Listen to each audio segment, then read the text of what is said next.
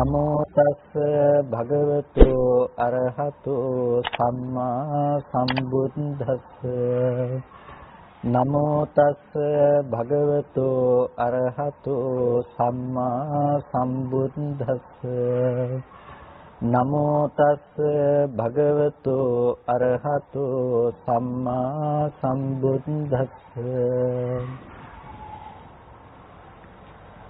ශ්‍රද්ධා සම්පන්න කාරුණික පින්නතුනේ හැම කෙනෙක්ම උතුම් සද්ධර්ම ශ්‍රවණයට සූදානම් වන මොහොත ලෝතර සම්මා සම්බුදුරජාණන් වහන්සේ දේශනා කළ ඒ උතුම් සද්ධර්ම සාගරයෙන් ස්වල්පයක් නමුත් මේ මොහොතේදී ශ්‍රවණය කරගන්නටයි හැම කෙනෙක්ම බලාපොරොත්තු වෙන්නේ. විශේෂයෙන්ම මේ අවස්ථාව මේ විදිහට සූදානම් වන්නට කෙරුණු පසුබිම පිළිබඳව අපි මුලින්ම සිහිපත් කිරීම වැදගත් කියලා කල්පනා කරනවා. අපේ රටේ වගේම පිට රටවලත් අපේ උරුමයක් ලෙස අපිට විශාල පුස්කොළ පොත් සංඛ්‍යාවක් දකින්නට පුළුවන්කම තිබෙනවා. ඉතින් මේ විශාල අපේ උරුමය ක්‍රමක්‍රමයෙන් විනාශයට පත්වන ආකාරයක් අපි පසුගිය කාලයේ පුරාවට දැක්කා. විශේෂයෙන්ම විදේශගතව තිබෙන පුස්කොළ පොත් නම් ඒ රටවල් වල තිබෙන තාක්ෂණයත් සමග සංරක්ෂණය වෙලා තිබුණත් අපේ රටේ ලංකාව තුල බොහෝ විහෙර විහාරස්ථානවල තිබෙන පුස්කොළ පොත් ඉතාමත් වේගයෙන් ඒ දේවල් භාවිත නොවීම නිසා විනාශ මුඛයට පත්වන ආකාරය පිළිබඳව අපි පසුගිය කාලයේදී දැක්කා. විශේෂයෙන්ම ධර්මයේ පිළිබඳව අපි හොයාගෙන යනකොට අපිට අද දවසේදී බුද්ධ ජයන්ති ත්‍රිපිටකය තිබුණත් ඒ බුද්ධ ජයන්ති ත්‍රිපිටකයට පවා පාදක කරගත්ත ඒ පැරණි පුස්කොළ පොත් ඉතුරුව තිබුණොත් තමයි එහි අනන්‍යතාවය තවදුරටත් සංරක්ෂණය වන්නේ. ඉතින් ඒ වගේම බුද්ධ ජයන්තියට පවා පාදක නොවුණු පුස්කොළ පොත් බොහෝ විහාරස්ථානවල රහසිගතව නමුත් ඉතුරුව තිබෙනවා. එදා යුගයේදී ඒ දේවල් හොයාගන්නට තරම්ම පහසුකම් නොතිබුණු නිසා වන්නට පුළුවන්. ඉතින් මෙන්න මේ ආකාරයෙන් අපි බලනකොට අපේ රටේ බොහෝ තැන්වල ධර්ම පුස්තක පුස්කොළ පොත් විදිහට දකින්න පුළුවන්කම තිබෙනවා. නමුත් ඒ පොත්පත් ක්‍රමක්‍රමයෙන් විනාශයටපත් වෙනවා. ඉතින් අපිට අවශ්‍යතාවයක් පැන නැගුණ පසුගිය කාලයේදී ප ဋ ාණ ප්‍රකරණ පුස්කොළ පොතක් හොයාගන්නට ඉතින් බුද්ධ ජයන්තියට පෙර සිදු කෙරුණු ත්‍රිපිටක සංස්කරණයක් විදිහට දකින්න තිබුණු කිරියැල්ලේ ඥානවිමල ගෞරවනීය නායක මාහිමිපාණන් වහන්සේ විසින් සංස්කරණය කළ ඒ ත්‍රිපිටකයන්හි ප ဋ ාණ ප්‍රකරණයට පවා පාදක වුණ පුස්කොළ පොත ඒ 2017 වර්ෂයේ පමණ සිදු වුණු ගංවතුර වෙසණයට හසු වෙලා එය සම්පූර්ණයෙන්ම විනාශයටපත් වෙලා තිබුණා. ඉතින් මෙන්න මේ වගේ අපිට ඊටාම වැදගත් පුස්කොළ පොත් අපේ රටෙන් ක්‍රමක්‍රමයෙන් ගිලිහි යනවා.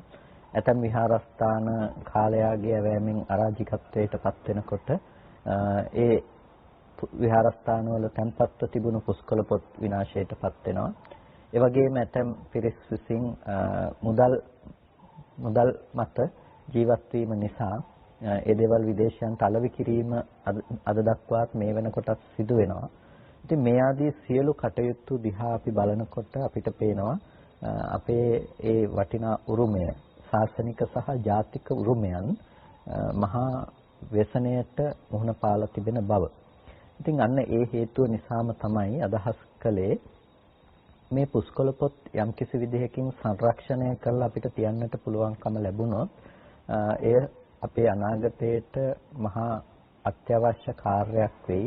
ඒ වගේම අනාගතයට අපේ මේ මහා උරුමය රැකදීමක් බවට පත් වෙයි කියලා. අලුතෙන් පුස්කොළ පොත් ලියවීමක් අද වෙනකොට දකින්නට පුළුවන් කමක් නැත්තේ නැහැ. බොහෝ කලාතුරකින් තැනක පුස්කොළ පොත් ලිවීම අපිට දකින්නට පුළුවන්කම ලැබුණත් මහා පරිමාණයෙන් විහාරස්ථානවල තිබෙන පුස්කොළ පොත් නැවත නැවත පිටපත් කිරීම විදිහට සිදුවීම් අපිට දකින්නට පුළුවන් කමක් නැහැ. ඒ වගේම ඒ ඉපැරණි පුස්කොළ පොත් සංරක්ෂණය වෙලා නැවත මුද්‍රිත මාධ්‍යයට පත්වීමක් සමහර වෙලාවට අපි දකිනවා ඊටාම අඩු මට්ටමක තිබෙනවා. ඒ බඳු ශාස්ත්‍රීය පර්යේෂණයන් සිදුවීම කියන දේ.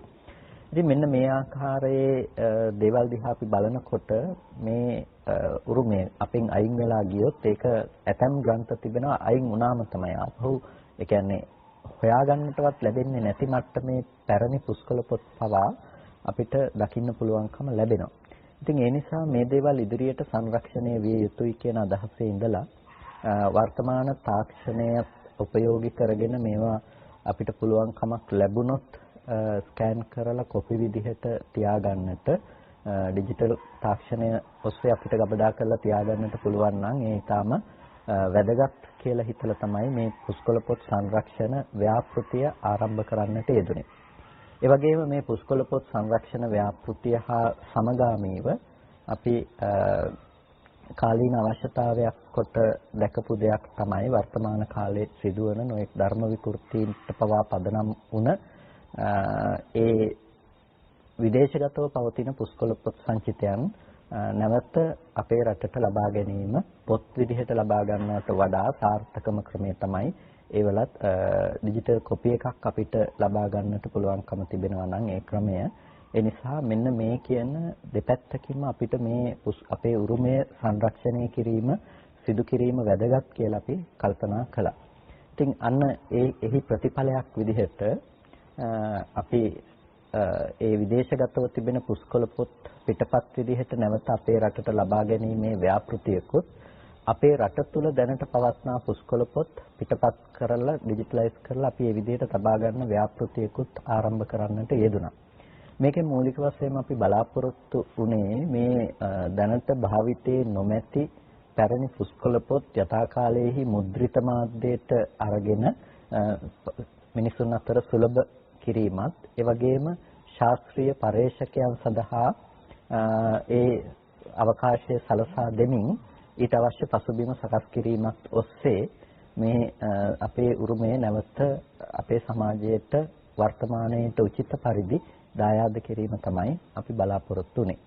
ඉතින් අන්න ඒ කටයුත්ත භික්ෂුන් වහන්සේ නමක් හැටියට සහ භික්ෂුන් වහන්සේලා හැටියට අපිට ඒ අදහස තිබුණත් එයට අවශ්‍ය සත්පුරුෂ දායකත්වයේ නැතිනම් ඒ කටයුත්ත සාර්ථක කරගන්නට පුළුවන් කමක් නැත්තේ නැහැ. අන්න ඒ කටයුත්ත පිළිබඳව අපි කතා කිරීමේදී මූලික වශයෙන්ම ඕස්ට්‍රේලියාවේ මෙල්බන් නුවර ඒ පින්වත් පිරිසක් හර්ෂණී මහත්මිය රන්ද මහත්මයා ඇතුළු ඒ පින්වත් පිරිස මූලික වශයෙන්ම දැනට වසර එකහමාරකට පමණ කලින් ඒ අය මේ කටයුත්ත සිදු කරමු කියලා ඒ සඳහා එකතු වුණා. පළවෙනි ඒ කණ්ඩායමක් විදිහට මොකද ඒ කටයුත්ත සිද්ධ කරගෙන යනකොට අපිට සිදු වෙනවා ඒට අවශ්‍ය කැමරා වගේම ඒ තාක්ෂණික උපකරණ සපයා ගන්නට ඒ වගේම මාසික වේතන ඒ කණ්ඩායම් විදිහට පවත්වාගෙන යන්නට. ඒකට මෙන්න මේක මේ විදිහට ආරම්භයක් ලෙස ආරම්භ කරන්නට අපිට පුළුවන්කම ලැබුණා. ඊට පස්සේ මේ ලංකාව පුරා තියෙන මහ විශාල පුස්කොළ පොත් ප්‍රමාණයක් මේ විදිහට තුන්දෙනෙකුගේ කණ්ඩායමකින් කරලා ඉවර කරන්නට පුළුවන් කමක් නැති වෙයි. මොකද විශාල පොත් ප්‍රමාණයන් අපිට දකින්නට තිබෙන නිසා. ඒ නිසාම ඒ පිළිබඳව අපි ඒ ප්‍රසන්ත මහත්මයා සමග සාකච්ඡා කිරීමේදී එතුමන් සිහිපත් කළා ඒ සඳහා එතුමන්ලා දායක වෙනවා කියලා ඒ ඕස්ට්‍රේලියාවේ සිඩ්නි නුවර ප්‍රසන්ත මහත්මයා ඇතුළු ඒ කල්යාණ මිත්‍ර පිරිස ඒ ලාල් මහත්මයා රංජිත් මහත්මයා ලකල් මහත්මයා ඇතුළු ඒ කල්යාණ මිත්‍ර පිරිස විසින් තව කණ්ඩායමක් සඳහා දායකත්වයේ ලබා දෙමින් ඊට අවශ්‍ය පසුබිම නිර්මාණය කරන්නට කටයුතු සූදානම් කළා.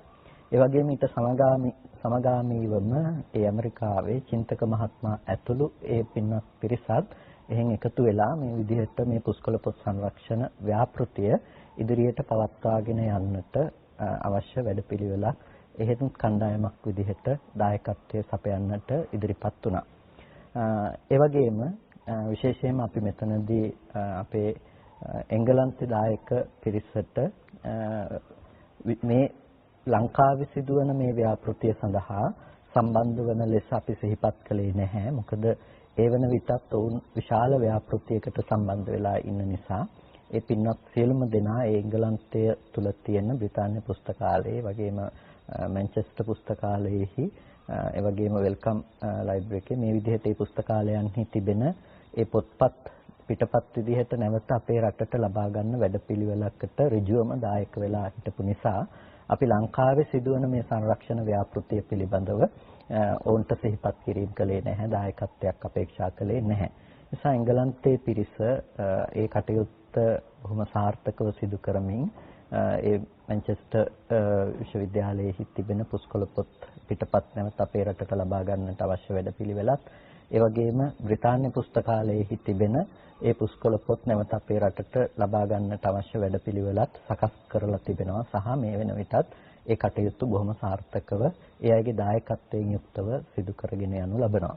ඉතින් මෙන්න මේ විදිහට මේ පින්නතුන්ගේ මේ මහා සත්පුරුෂ දායකත්වය නිසා අපිට අපේ රටේ බොහොම වේගයෙන් විනාශයටපත් වෙමින් ගියපු මේ මහා ධර්මය මේ මහා උරුමය අපිට තවදුරටත් සංරක්ෂණය කරගැනීමේ හැකියාව ලැබුණා. ඒ වගේම විදේශගතව තිබෙන අපේ උරුමයත් අපේ රටට පිටපත් ලබා ගැනීම විදිහෙන් හෝ ඉදිරි පර්යේෂණයන් සඳහා ඒ අවශ්‍ය පසුබිම සකස් කරන්නට අවශ්‍ය කටයුතු සම්පාදනය කරගන්නට අපිට පුළුවන්කම ලැබුණා. ඉතින් මේ සියල්ලක්ම ශාසනෝන්නතිය සඳහා හේතු වන මහ විශාල කුසලයක්. මේ මහා කුසල ධර්මය ඔබ ඔබේ ජීවිතයට සිදු කරගනු ලබන අද්විතීය කුසලයක් හැටියට දක්වන්නට පුළුවන්කම තිබෙනවා. මොකද මේ පුස්කොළ පොතක් හදනවා කියලා කියන්නේ ඒක එච්චර ලේසි කටයුත්තක් නෙමෙයි. නිකම්ම අපි කඩෙන් ගිහිල්ලා පොතක් අරගෙන දෙයක් ලියනවා වගේ නෙමෙයි. පුස්කොළ පොතක් සකස් කරනවා කියන මේ ක්‍රියාවලියක මහා අසීරු කාර්යයක්. ඒ තලගහේ තියෙන තල ගොබය ඒක ගොබේ කපා ගන්නට පෙර ඉඳලම ඒකට අවශ්‍ය කටයුතු සිදු කරලා ඉතින් කපනවා කියන එකත් ලේසි නෑ. තල ගොබ කපාගෙන ඇවිල්ලා ඒ තල ගොබ නැවත ඉරටු අයින් කරලා කොළ විදිහට ගලවගෙන බෙහෙත් වතුරේ කම්බලා ඊට පස්සේ මඳ පවන මේවා වේලෙන්නට තියලා නැවත පින්නේ වේලෙන්නට ඇරලා මේ විදිහට නොඑක ආකාරයට මේකට බොහෝ කටයුතු රාශියක් මේකට සිද්ධ කරනවා. ඊට පස්සේ එක පුස්කොළයක් අරගෙන සියවතාවකට වැඩිය බරක් යොදමින් ලී එක දාලා මැද ගන්නවා. මේ විදිහට මැදගෙන ගානට මේ දේවල් කපලා සකස් කරගෙන කළු මැදලා සුදු මැදලා මේ විදිහට තමයි මේ පුස්කොළ පොතක් සකස් කරන්නේ. ඒ වගේම ඒකට පන්හිඳෙන් ඊට පස්සේ අකුරු ලියනවා නෙමෙයි, අත්තටම අකුරු කැපීමක් සිද්ධ කරන්නේ. මේ අකුරු කැපීම කියන එක අකුරු කපුවට පස්සේ ඒ අකුරු ඇතුළත අර සියුම්ම තියෙන අඟුරු කුඩු ඒ දොරණ තෙල් ආදී තෙල් ಜಾතිත් එක්ක මිශ්‍ර කරලා ඇතුළට දාලා කළු මදිනවා කියන්නේ ඒකට නැවත සුදු මැදලා මේ විදිහට තමයි පුස්කොළ පොතක් සකස් වෙන්නේ. එතකොට ඒක මහා අසීරු කාර්යයක්. අද කාලේ තිබෙන තාක්ෂණයක් එක්ක නම් රැයට හරි දෙයක් කරන්න පුළුවන් විදුලිය තිබෙන නිසා. නමුත් එදා එහෙම තාක්ෂණයක් නොතිබුණු කාලෙදී වික්ෂුන් වහන්සේලා සහ ගිහි පින්නතුණොත් ගිහි උගතුණොත් මහා විශාල පරිශ්‍රමයක් දරලා තමයි මේ පුස්කොළ පොත් මේ විදිහට පුස්කොළ පොත්වල ලියලා මේ ධර්මයේ පවත්වාගෙන ආවේ. පුස්කොළ පොත් දිහා අපි බලනකොට අපිට දකින්න පුළුවන්කම තිබෙනවා ඒ ගත්ත මහා පරිශ්‍රමය කොච්චරද කියලා. ඒ නිසා පුස්කොළ පොත් ලියපු ස්වාමීන්වහන්සේලා බොහෝ විට උන්වහන්සේලා මේ ජීවිතයේ අරහත්ත්වය ප්‍රාර්ථනා කළා වෙනුවට උන්වහන්සේලා බලාපොරොත්තු වුණේ බුද්ධත්වය.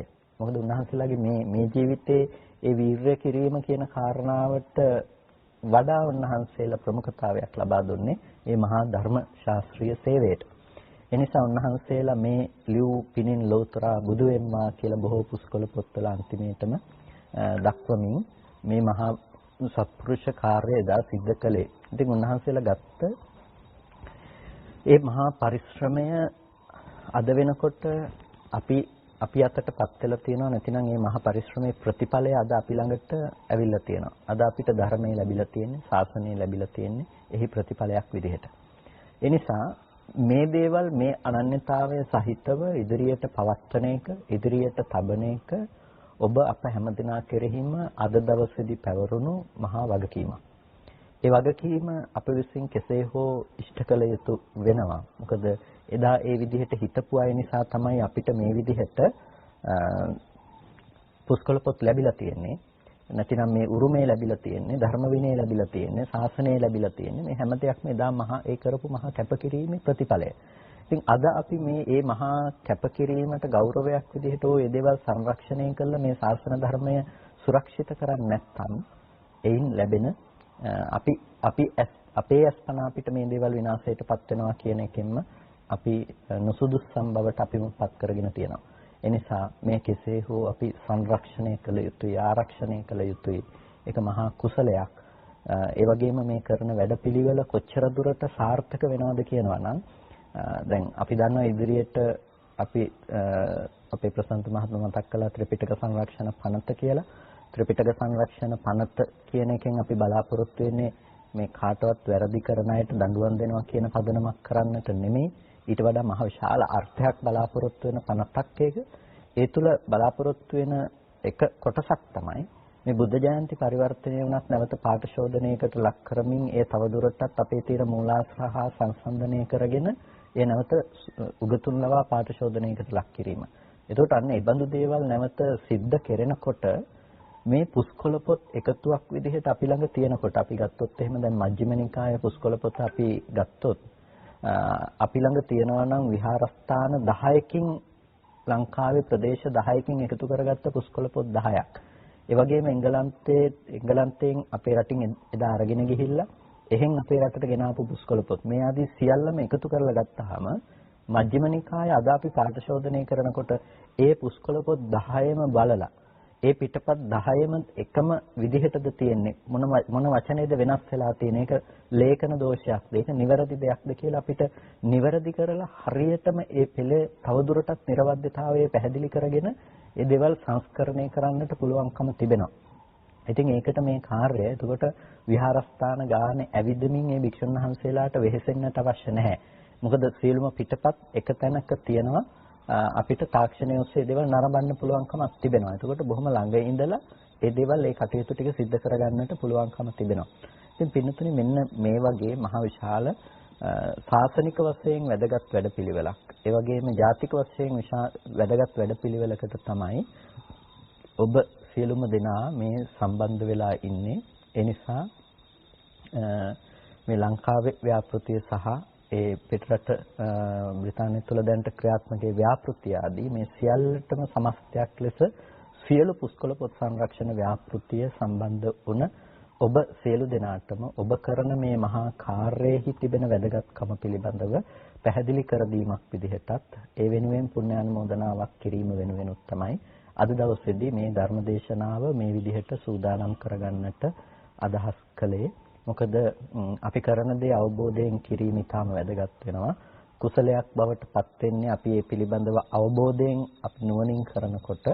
ඒ නිසා මාසිකව ඔබ මේ කුසලයේ සඳහා සම්බන්ධ වුණත් ඒ පිළිබඳව ඔබ වැය කරන චේතනාව අඩු නම් ඔබට ඒ පිළිබඳව තියෙන අවබෝධය අඩු නම් ඒ කුසලය අඩු වෙනවා. ඒ නිසා ඔබ කරන්නේ කුමක්ද? කුමකටද ඔබ සම්බන්ධ වෙන්නේ? ඔබේ දායකත්වයේ සැපයෙන්නේ කුමකටද? මෙන්න මේ දේ පිළිබඳව ඔබ අවබෝධ කරගෙන තිබීම ඊටාම වැදගත්. ඉතින් අන්න ඒ කරුණු ටික පොදුවේ පැහැදිලි කරන්නටත් ඔබ සියලු දෙනාටම පුණ්‍යානුමෝදනා කිරීමක් විදිහටත් අරමුණු කරගෙන තමයි අද දවසේදී මේ ධර්ම දේශනාව මේ විදිහට සූදානම් කරගන්නට යෙදුනේ. ඉතින් මේක තමයි ධර්ම දේශනාව සඳහා මූලික වුණ පසුබිම. ඉතින් අපි අද දවසේදී මේ වෙලාවේදී ඒ ධර්ම දේශනාව සඳහා අපි මේ වෙලාව ගන්නවා යොමු වෙනවා දැන් ඒ මේ සියලුම දෙනා වෙනුවෙන් පුණ්‍යානුමෝදනා ආශිර්වාද කිරීමක් විදිහට විශේෂයෙන්ම අද දවසේදී ධර්ම දේශනාව සඳහා පාදක කරගන්නට බලාපොරොත්තු වෙන්නේ අංගුත්තර නිකායේ චක්ක නිපාතයේහි දකින්නට ලැබෙන ඒ මජ්ජි සූත්‍රය අපි හොඳට අහලා පුරුදු අපි දන්න සූත්‍ර දේශනාවක්. මේ පින්නතුණුත් නොඑක් විදිහට නොඑක් ආකාරයන්ගෙන් නොඑක් ක්‍රමයන්ගෙන් මේ සූත්‍ර දේශනාව පිළිබඳව අසා තිබෙනවා. ඒ පිළිබඳවම තමයි අද දවසේදීත් අපි නැවත මේ විදිහට කතා කරන්නට අදහස් කරන්නේ. ඉතින් ඇත්තටම මේ මජ්ජ සූත්‍රය අපිට මේ කෙටි කාලයකින් කතා කරලා අවසන් කරන්නට පුළුවන් සූත්‍ර දේශනාවක් නෙමෙයි. අපිට බොහොම පෙළ විදිහට කියාගෙන යන්නට පුළුවන්කම ලැබුණත් ඊටාම ඉක්මනට නමුත් මෙහි අර්ථය පිළිබඳව අපි එකින් එකට ගෙන සාකච්ඡා කරන්නට ගියොත් අපිට දීර්ඝ ලෙස මෙය සාකච්ඡා කරන්නට හැකියාව තිබෙනවා මේ මජ්ජ සූත්‍රය. මේ මජ්ජ සූත්‍රය සඳහා පදනම වෙන්නේ බුදුරජාණන් වහන්සේ බරණැස් නුවර ඉසිපතන මිගදායේ වැඩ වාසය කරන කාලෙදී බොහෝ භික්ෂුන් වහන්සේලා ස්ථවිර භික්ෂුන් වහන්සේලා ඒ කියන්නේ මේ ශාසනයේ වැඩිහිටි භික්ෂුන් වහන්සේලා පච්චහබත්තම් පිණ්ඩපාත පටික්කන්තානං දවල් කාලෙදී මණ්ඩල මාලයට එකතු වෙලා හවස් වෙනකොට මේ කතාවක් පටන් ගත්තා. අයමන්තර කතා උදපාදි කියලා කියනවා. අයන් අන්තර කතා මේ අතුරු කතාවක් පටන් ගත්තා. කොහොමද කතා කළේ මේ උත්තමිදං ආවසෝ භගවතා පාරායනේ මෙත්තේහ පඤ්ඤේ. භාග්‍යතුන් වහන්සේ විසින් පාරායනයේහි මෙත්තේය පඤ්ඤේහි මෙත්තේය ප්‍රශ්නයේදී මෙහිම දේශනා කළා තියෙනවා. මේ පාරායන වග්ගය කියලා කියන්නේ පින්නතුනේ සුත්ත නිපාතේහි දකින්නට ලැබෙන ඒ අටක වග්ගය සහ පාරායන වග්ගාදී මේ දකින්නට ලැබෙන වටිනා ධර්ම විග්‍රහයක්. ඒ ධර්ම විග්‍රහය එදා සමාජය තුළ බොහොම විශේෂිත වූ ධර්ම විග්‍රහයක් බවට පත් වුණා. ඒකට හේතුව වුණේ මහ විශාල බාවාරි බමුණ සහ ඔහුගේ ශිෂ්‍ය පිරිස එදා සමාජය තුළ මහ විශාල අවධානයට යොමු වුණ උගත්යයි සම්මත මහ තරුණ බ්‍රාහ්මණ පිරිසක්. මෙන්න මේ පිරිස බුදුරජාණන් වහන්සේ හමුවට ගිහිල්ලා බුදුරජාණන් වහන්සේත් එක්ක කරපු සාකච්ඡාව තමයි අපිට දකින්නට පුළුවන්කම තිබෙන්නේ. ඉතින් එදා ඒ බුදුරජාණන් වහන්සේ දේශනා කළ ඒ ධර්ම කාරණා සහ ඒ බ්‍රාහ්මණ දරුවන් විසින් බ්‍රාහ්මණ කුමාරවරුන් විසින් ඒ විමසපු ප්‍රශ්න එදා සමාජය තුළ බොහොම ප්‍රසිද්ධියටපත් වෙලා තිබුණා. අපිට බොහෝ සූත්‍ර ගණනාවක දකින්නට පුළුවන්කම ලැබෙනවා. එදා කාලෙදී ඒ බුදුරජාණන් වහන්සේගෙන් විමසපු ප්‍රශ්න සහ ඒ දේවල් සජ්ජායනා කළා කියලා බොහෝ ගිහි පිරිස් පවා. එතකොට මේ ඒ සජ්ජායනාවන් දිහා අපි බලනකොට අපිට දකින්න පුළුවන් එක නිගමනයකටපත් වෙන්න පුළුවන්. ඒ තමයි බුදුරජාණන් වහන්සේගේ බුද්ධ දේශනාව එදා ශ්‍රාවකයන් අතර පවා ඒ කියන්නේ දැන් ආනන්ද තෙරුන් වහන්සේ පමණක්ම දරාගත්ත ඒ කියන්නේ ආනන්ද තෙරුන් වහන්සේ දරාගෙන ආවා. නමුත් ආනන්ද තෙරුන් වහන්සේ විතරක් නෙමෙයි මේ දේවල් පාඩම් කරගෙන මේ ධර්ම විනය පවත්වගෙන ආවේ. එදා හිටපු ඒ ගිහි අය පවා බුදුරජාණන් වහන්සේගේ බුද්ධ දේශනාව කටපාඩමින් දරාගෙන ආපු බවට සාධක අපිට ත්‍රිපිටකයේ තුලම දකින්නට පුළුවන්කම තිබෙනවා. මේ මජ්ජ සූත්‍රයත් කතා කරන්නේ සාකච්ඡා කරන්නේ අන්න ඒකම පසුබිම් කරගෙන ඒ පාරායනයේහි මෙත්තේය පඤ්ඤේ. ඒ කියන්නේ මෙත්තේය කියන මේ බ්‍රාහ්මණ කුමාරයා අහපු ප්‍රශ්නෙට බුදුරජාණන් වහන්සේ ලබා දීපු පිළිතුර පිළිබඳව තමයි මෙතනදී මේ සාකච්ඡාව පැන නැගුණේ. එතකොට මේ මෙත්තේය කුමාරයා බුදුරජාණන් වහන්සේගෙන් විමසපු ප්‍රශ්නයේ විදිහට අපිට දකින්න පුළුවන්කම තියෙනවා. සෝ උභන්තේ විදිත්වාන මජ්ජේ මන්තා න ලිප්පති තම්බ්‍රෝමි මහා පුරිසෝති සෝධ සිබ්බනි මජ්ජගා. එතකොට මේ සෝ උභන්තේ විදිත්වාන මජ්ජේ මන්තා න ලිප්පති. එතකොට මේ යම්කිසි කෙනෙක් උභන්තේ උභෝ අන්තේ කියන එක. එතකොට මේ යම්කිසි කෙනෙක් මේ ලෝකේ මේ උභය අන්තයන් පිළිබඳව අන්ත දෙක පිළිබඳව විදිත්වාන දැනගෙන මජ්ජේ මන්තාන ලිප්පති. මජ්ජේ මද්දේහි මන්තා ප්‍රඥාවෙන් න ලිප්පති තවරීමක් වෙන්නේ නැතුව. උභන්තේ විදිත්වාන ඒ කියන්නේ අන්ත දෙක දැනගෙන මැද තවරෙන්නේ නැතුව මැද ප්‍රඥාවෙන් දැනගෙන ප්‍රඥාවෙන් තවරෙන්නේ නැතුව මජ්ජේ මන්තාන ලිප්පති. තම්බ්‍රෝමි මහා පුරිසෝති. අන්න ඒකේ නා මහා පුරුෂයෙක් කියලා කියනවා. සෝධ සිබ්බනි මජ්ජගා. අන්න ඒකේ නා මේ තෘෂ්ණාව නැමැති මේ සිබ්බනිය නැතිනම් තෘෂ්ණාව නැමැති මේ ගෙතුම සිබ්බනි කියලා කියන්නේ ගෙතුම කියන එකට. එතකොට මේ තෘෂ්ණාව නැමැති මේ මැහුම ගෙතුම ඉවත් කරලා දානවා. එතකොට ඒක නිරවුල් කරනවා, ගෙවලා දානවා. ඒකට මෙන්න මේ වාක්‍ය පිළිබඳව කතමානුකෝ ආවසෝ ඒකෝ අන්තෝ කතමෝ ဒ ුතියෝ අන්තෝ කිම් මජ්ජේ කාසිබ්බනි. එතකොට මෙතන හිටපු එක භික්ෂුන් වහන්සේ නමක් අහන ප්‍රශ්නය තමයි කතමානුකෝ ආවසෝ ඒකෝ අන්තෝ සෝ උභන්තේ කියලා කිව්වනේ. සෝ උභන්තේ විදිත්වාන. ඒ කියන්නේ උභය අන්තයන් පිළිබඳව දැනගෙන කියන එක. එතකොට කතමානුකෝ ආවසෝ ඒකෝ අන්තෝ. ඇවැත්නි මෙතන අන්තය කියලා කියන්නේ මොකද්ද? ඊට පස්සේ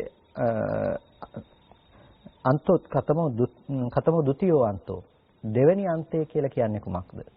එතකොට පළවෙනි අන්තය මොකක්ද? දෙවෙනි අන්තය මොකක්ද? ඒ වගේම කිං මජ්ජේ කුමක්ද මජ්ජේ මධ්‍ය කියලා කියන්නේ? ඒ වගේම කා සිබ්බනි මොකද්ද සිබ්බනි? නැතිනම් මොකද්ද මේ තියෙන ගෙතීම කියලා කියන්නේ? මෙන්න මේක තමයි මේ භික්ෂුන් වහන්සේලා අතර සිදු වුණ කතා බහ බවට පත් උනේ.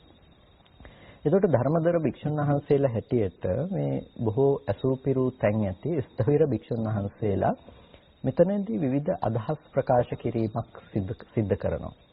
මෙතනදී පළවෙනි එක තමයි එවං උත්තේ අඤ්ඤතරෝ භික්ඛු තේරේ භික්ඛු එතදවෝච මේක කිව්වට පස්සේ අඤ්ඤතරෝ භික්ඛු එක්තරා භික්ෂුන් වහන්සේ නමක් ස්ථවිර භික්ෂුන් වහන්සේලාට මේ විදිහට කියනවා. පස්සෝකෝ ආවුසෝ ඒකෝවන්තෝ. ඇවැත්නි ස්පර්ශය කියලා කියන්නේ ඒකෝවන්තෝ එක්කන්තයක්. ඒ වගේම පස්ස සමුදයෝ ဒ ුතියෝ අන්තෝ පස්ස සමුදය කියලා කියන්නේ ස්පර්ශ සමුදය කියලා කියන්නේ එක්කන්තයක්. පස්ස නිරෝධෝ මජ්ජේ ස්පර්ශ නිරෝධය කියලා කියන්නේ මජ්ජේ මධ්‍යයයි. තණ්හා සිබ්බනි තෘෂ්ණාව තමයි ගෙතුම, තෘෂ්ණාව තමයි බැඳුම.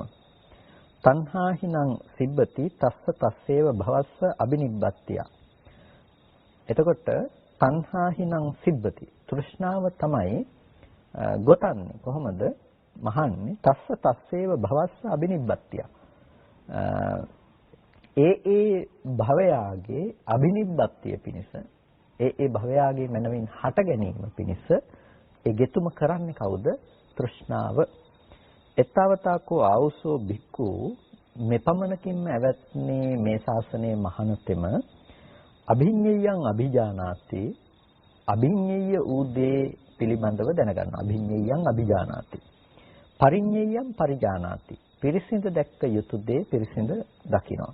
අභිඤ්ඤයං අභිජානන්තෝ පරිඤ්ඤයං පරිජානන්තෝ දිත්තේව ධම්මේ දුක්ඛස්ස අන්තකරෝ හෝති. ඒ අභිඤ්ඤය දේ අභිජානනය කරන පරිඤ්ඤය දේ පරිජානනය කරන ඒ පුද්ගලයා දිත්තේව ධම්මේ දිතු දැමියෙහිම මේ ජීවිතේදීම දුක්ඛසන්තකරෝ හෝති දුක කෙලවර කරන්නෙක් බවට පත් වෙනවා. මේක තමයි එක තෙරුන් වහන්සේ නමක් විසින් ප්‍රකාශ කරපු පළවෙනිම අර්ථය බවට පත් උනේ. එක තෙරුන් වහන්සේ නමක් විසින් ප්‍රකාශ කරපු පළවෙනිම අර්ථය. එතකොට මේ ප්‍රකාශනයේ දිහා අපි බැලුවොත් අපිට දකින්න පුළුවන්කම තියෙනවා ස්පර්ශය ඒකාන්තයක්, ස්පර්ශ සමුදය ඒකාන්තයක්, ස්පර්ශ නිරෝධය මැදයි. ඒ වගේම තෘෂ්ණාව සිබ්බණිය. එතකොට මොකද්ද ස්පර්ශය කියලා කියන්නේ? මොකද්ද ස්පර්ශ සමුදය කියලා කියන්නේ? මොකද්ද ස්පර්ශ නිරෝධය කියලා කියන්නේ? කියන කාරණාව පිළිබඳව අපිට විමසා බලන්නට පුළුවන්කම තියෙනවා. දැන් මෙතනදී මේ සූත්‍ර දේශනාව අපි විමසා බලනකොට අපි හොඳට මතකයේ තබා ගන්නට ඕනේ මේක විවිධ පරයයන්ගෙන් කතා කරන සූත්‍ර දේශනාවක්. ඒ කියන්නේ මේ එක ක්‍රමයක් නෙමෙයි මේකේ තියෙන්නේ. දැන් විවිධ භික්ෂුන් වහන්සේලා ඒ දහම් කරුණ පිළිබඳව තමන් වහන්සේලාගේ ස්වයං පටිභාණය, තමන්ගේ වැටහීම දේශනා කරනවා. ඒතකොට දැන් කෙනෙකුට හිතෙන්නට පුළුවන් ධර්මයට ඒ පටිභාණය නැතිනම් ඒ තමන්ට වැටහෙන ආකාරය පිළිබඳව කියන්නට පුළුවන්ද කියලා. ඔව් ඇත්තටම බුදුරජාණන් වහන්සේ දේශනා කළ ණය ක්‍රමය තුළ පිහිටලා කෙනෙකුට කියන්න පුළුවන්කම තියෙනවා. මෙතනදී සඳහන් වෙන්නේ මෙබඳු අර්ථයක් කියන එක කියන්නට පුළුවන්කම තිබෙනවා. හැබැයි බුදුරජාණන් වහන්සේ දේශනා කළ ණය ක්‍රමය ඉක්මවා ගිහිල්ලා කාටවත් එහෙම කියන්නට පුළුවන් කමක් නැත්තේ නැහැ. ණය ක්‍රමය කියලා කියන්නේ න්‍යාය ක්‍රමය කියන එක.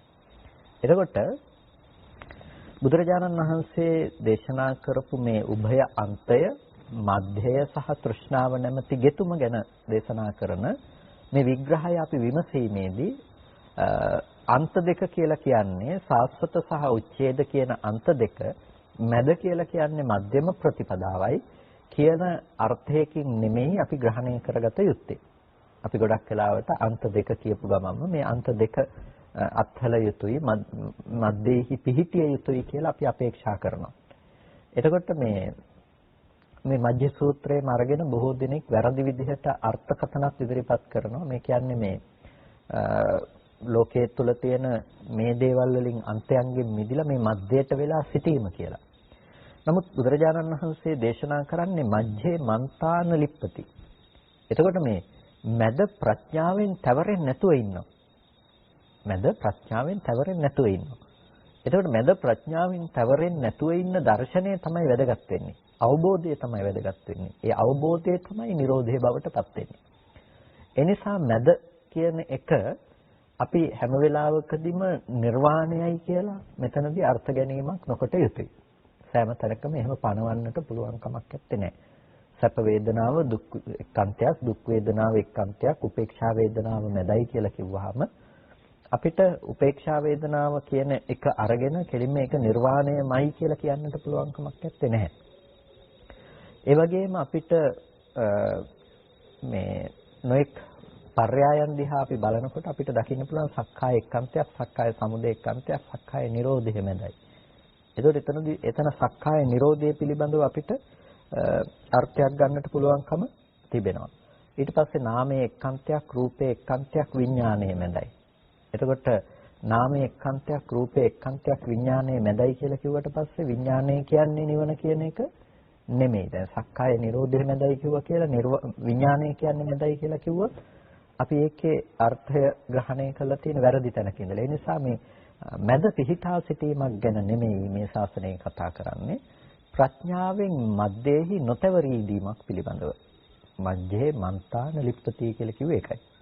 එතකොට මේ ස්පර්ශ සමුදය සහ ස්පර්ශ නිරෝධය පිළිබඳව අපිට බොහොම ගැඹුරින් කතා කරන්නට පුළුවන්කම තිබෙනවා. දැන් මේ කාරණාව මෙතනදී එක භික්ෂුන් වහන්සේ නමකගේ අදහස. එතකොට මේ භික්ෂුන් වහන්සේ නමකගේ මහා ස්ථවිර රහතන් වහන්සේ නමකගේ මේ අදහස අර ධර්ම විනයෙන් පරිබාහිර වූවක් නෙමෙයි. ධර්ම විනය තුලම පිහිටි අදහසක්.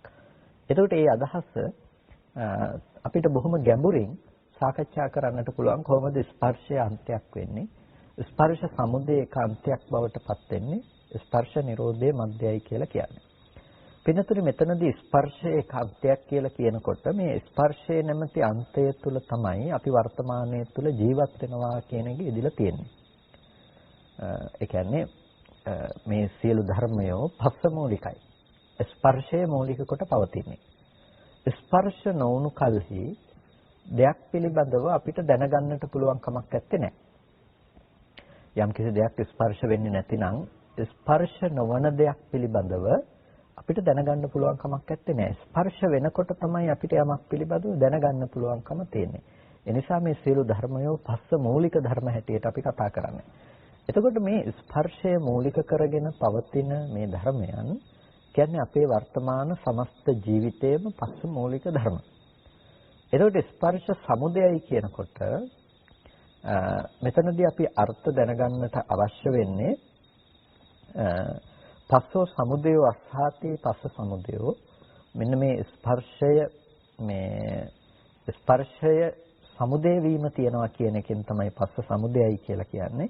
එතකොට කුමක් නිසාද මේ පස්ස සමුදය බවට පත් වෙන්නේ කියන එකෙන් අපි තේරුම් ගන්නට අවශ්‍යයි මේ අනාගතය පිණිස මේ වර්තමානයේ තුල සිද්ධ කරන කර්මප්‍රත්‍යයෙන් අනාගතය සඳහා හේතු වන ඒ ස්පර්ශය ගෙනවිත් දෙන්නට හේතු වන දෙයි මේ පස්ස සමුදය හැටියට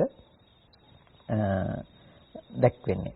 ඒ කියන්නේ දැන් මේ පිළිබඳව විග්‍රහ කොට දක්වනවා ඉමස්මින් අත්ථභාවේ කතකම්ම පස්සපච්චයා නිබ්බත්තතෝ අනාගතත්ත භාවෝ.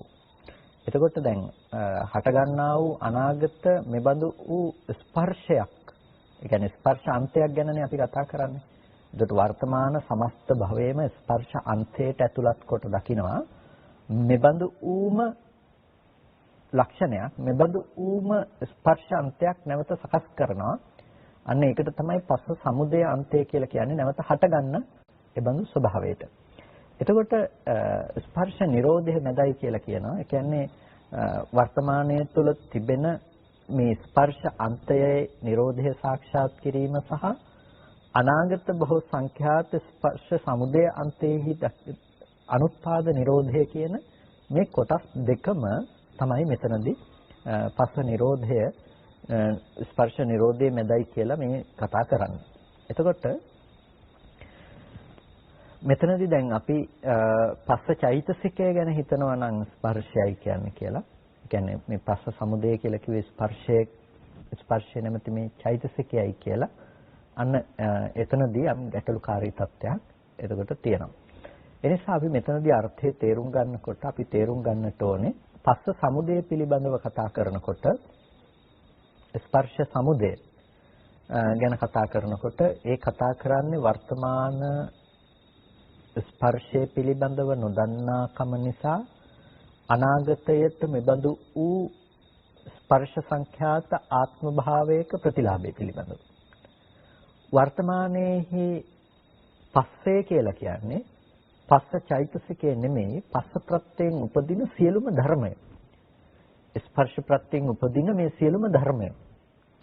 එතකොට අපිට මුළු සමස්ත ලෝකයක් කියලා අපි කතා කළත් මේ සියල්ලම කුමක්ද? මේ සියල්ලම පස්ස මූලිකයි. ස්පර්ශය මූලික කරගෙන තියෙන්නේ. අර එක අවස්ථාවකදී දේශනා කරන්නේ මේ ලෝකේ දුක තමා විසින් කරන ලද්දක්ද සයන් කතං දුක්ඛං පරං කතං දුක්ඛං අසයන් කතං අපරං කතං ඒ වගේම අසයන් කත සයන් කත පරං කත අසයන් කත අපරං කත කියන මෙන්න මේ කරුණු හතර පිළිබඳව. ඒ කියන්නේ සයන් කතං කියන්නේ තමා කළ, පරං කතං කියන්නේ අනුන් විසින් කළ, දුක තමා විසින් කළ දෙයක්ද, දුක අනුන් විසින් කළ දෙයක්ද. එහෙම නැතිනම් දුක තමාත් අනුනුත් කියන දෙන්නම එකතු වෙලා කරපු දෙයක්ද. එහෙම නැතිනම් දුක කියලා කියන්නේ තමාත් නොකොට අනුනුත් නොකොට ආකස්මිකව කෘත්‍රිමව එකපාර හටගත්ත දෙයක් කියලා කෙනෙක් කල්පනා කරනවා නම් එහෙම කල්පනා කරන එක වැරදි. ලෝකයේ ඇතම් ශ්‍රමණක් බ්‍රාහ්මණයෝ ඉන්නවා. ඒ විදිහට තමයි ලෝකය ගැන පනවන්නේ. මේවා ඉබේ හටගත්ත කියන අය ඉන්නවා.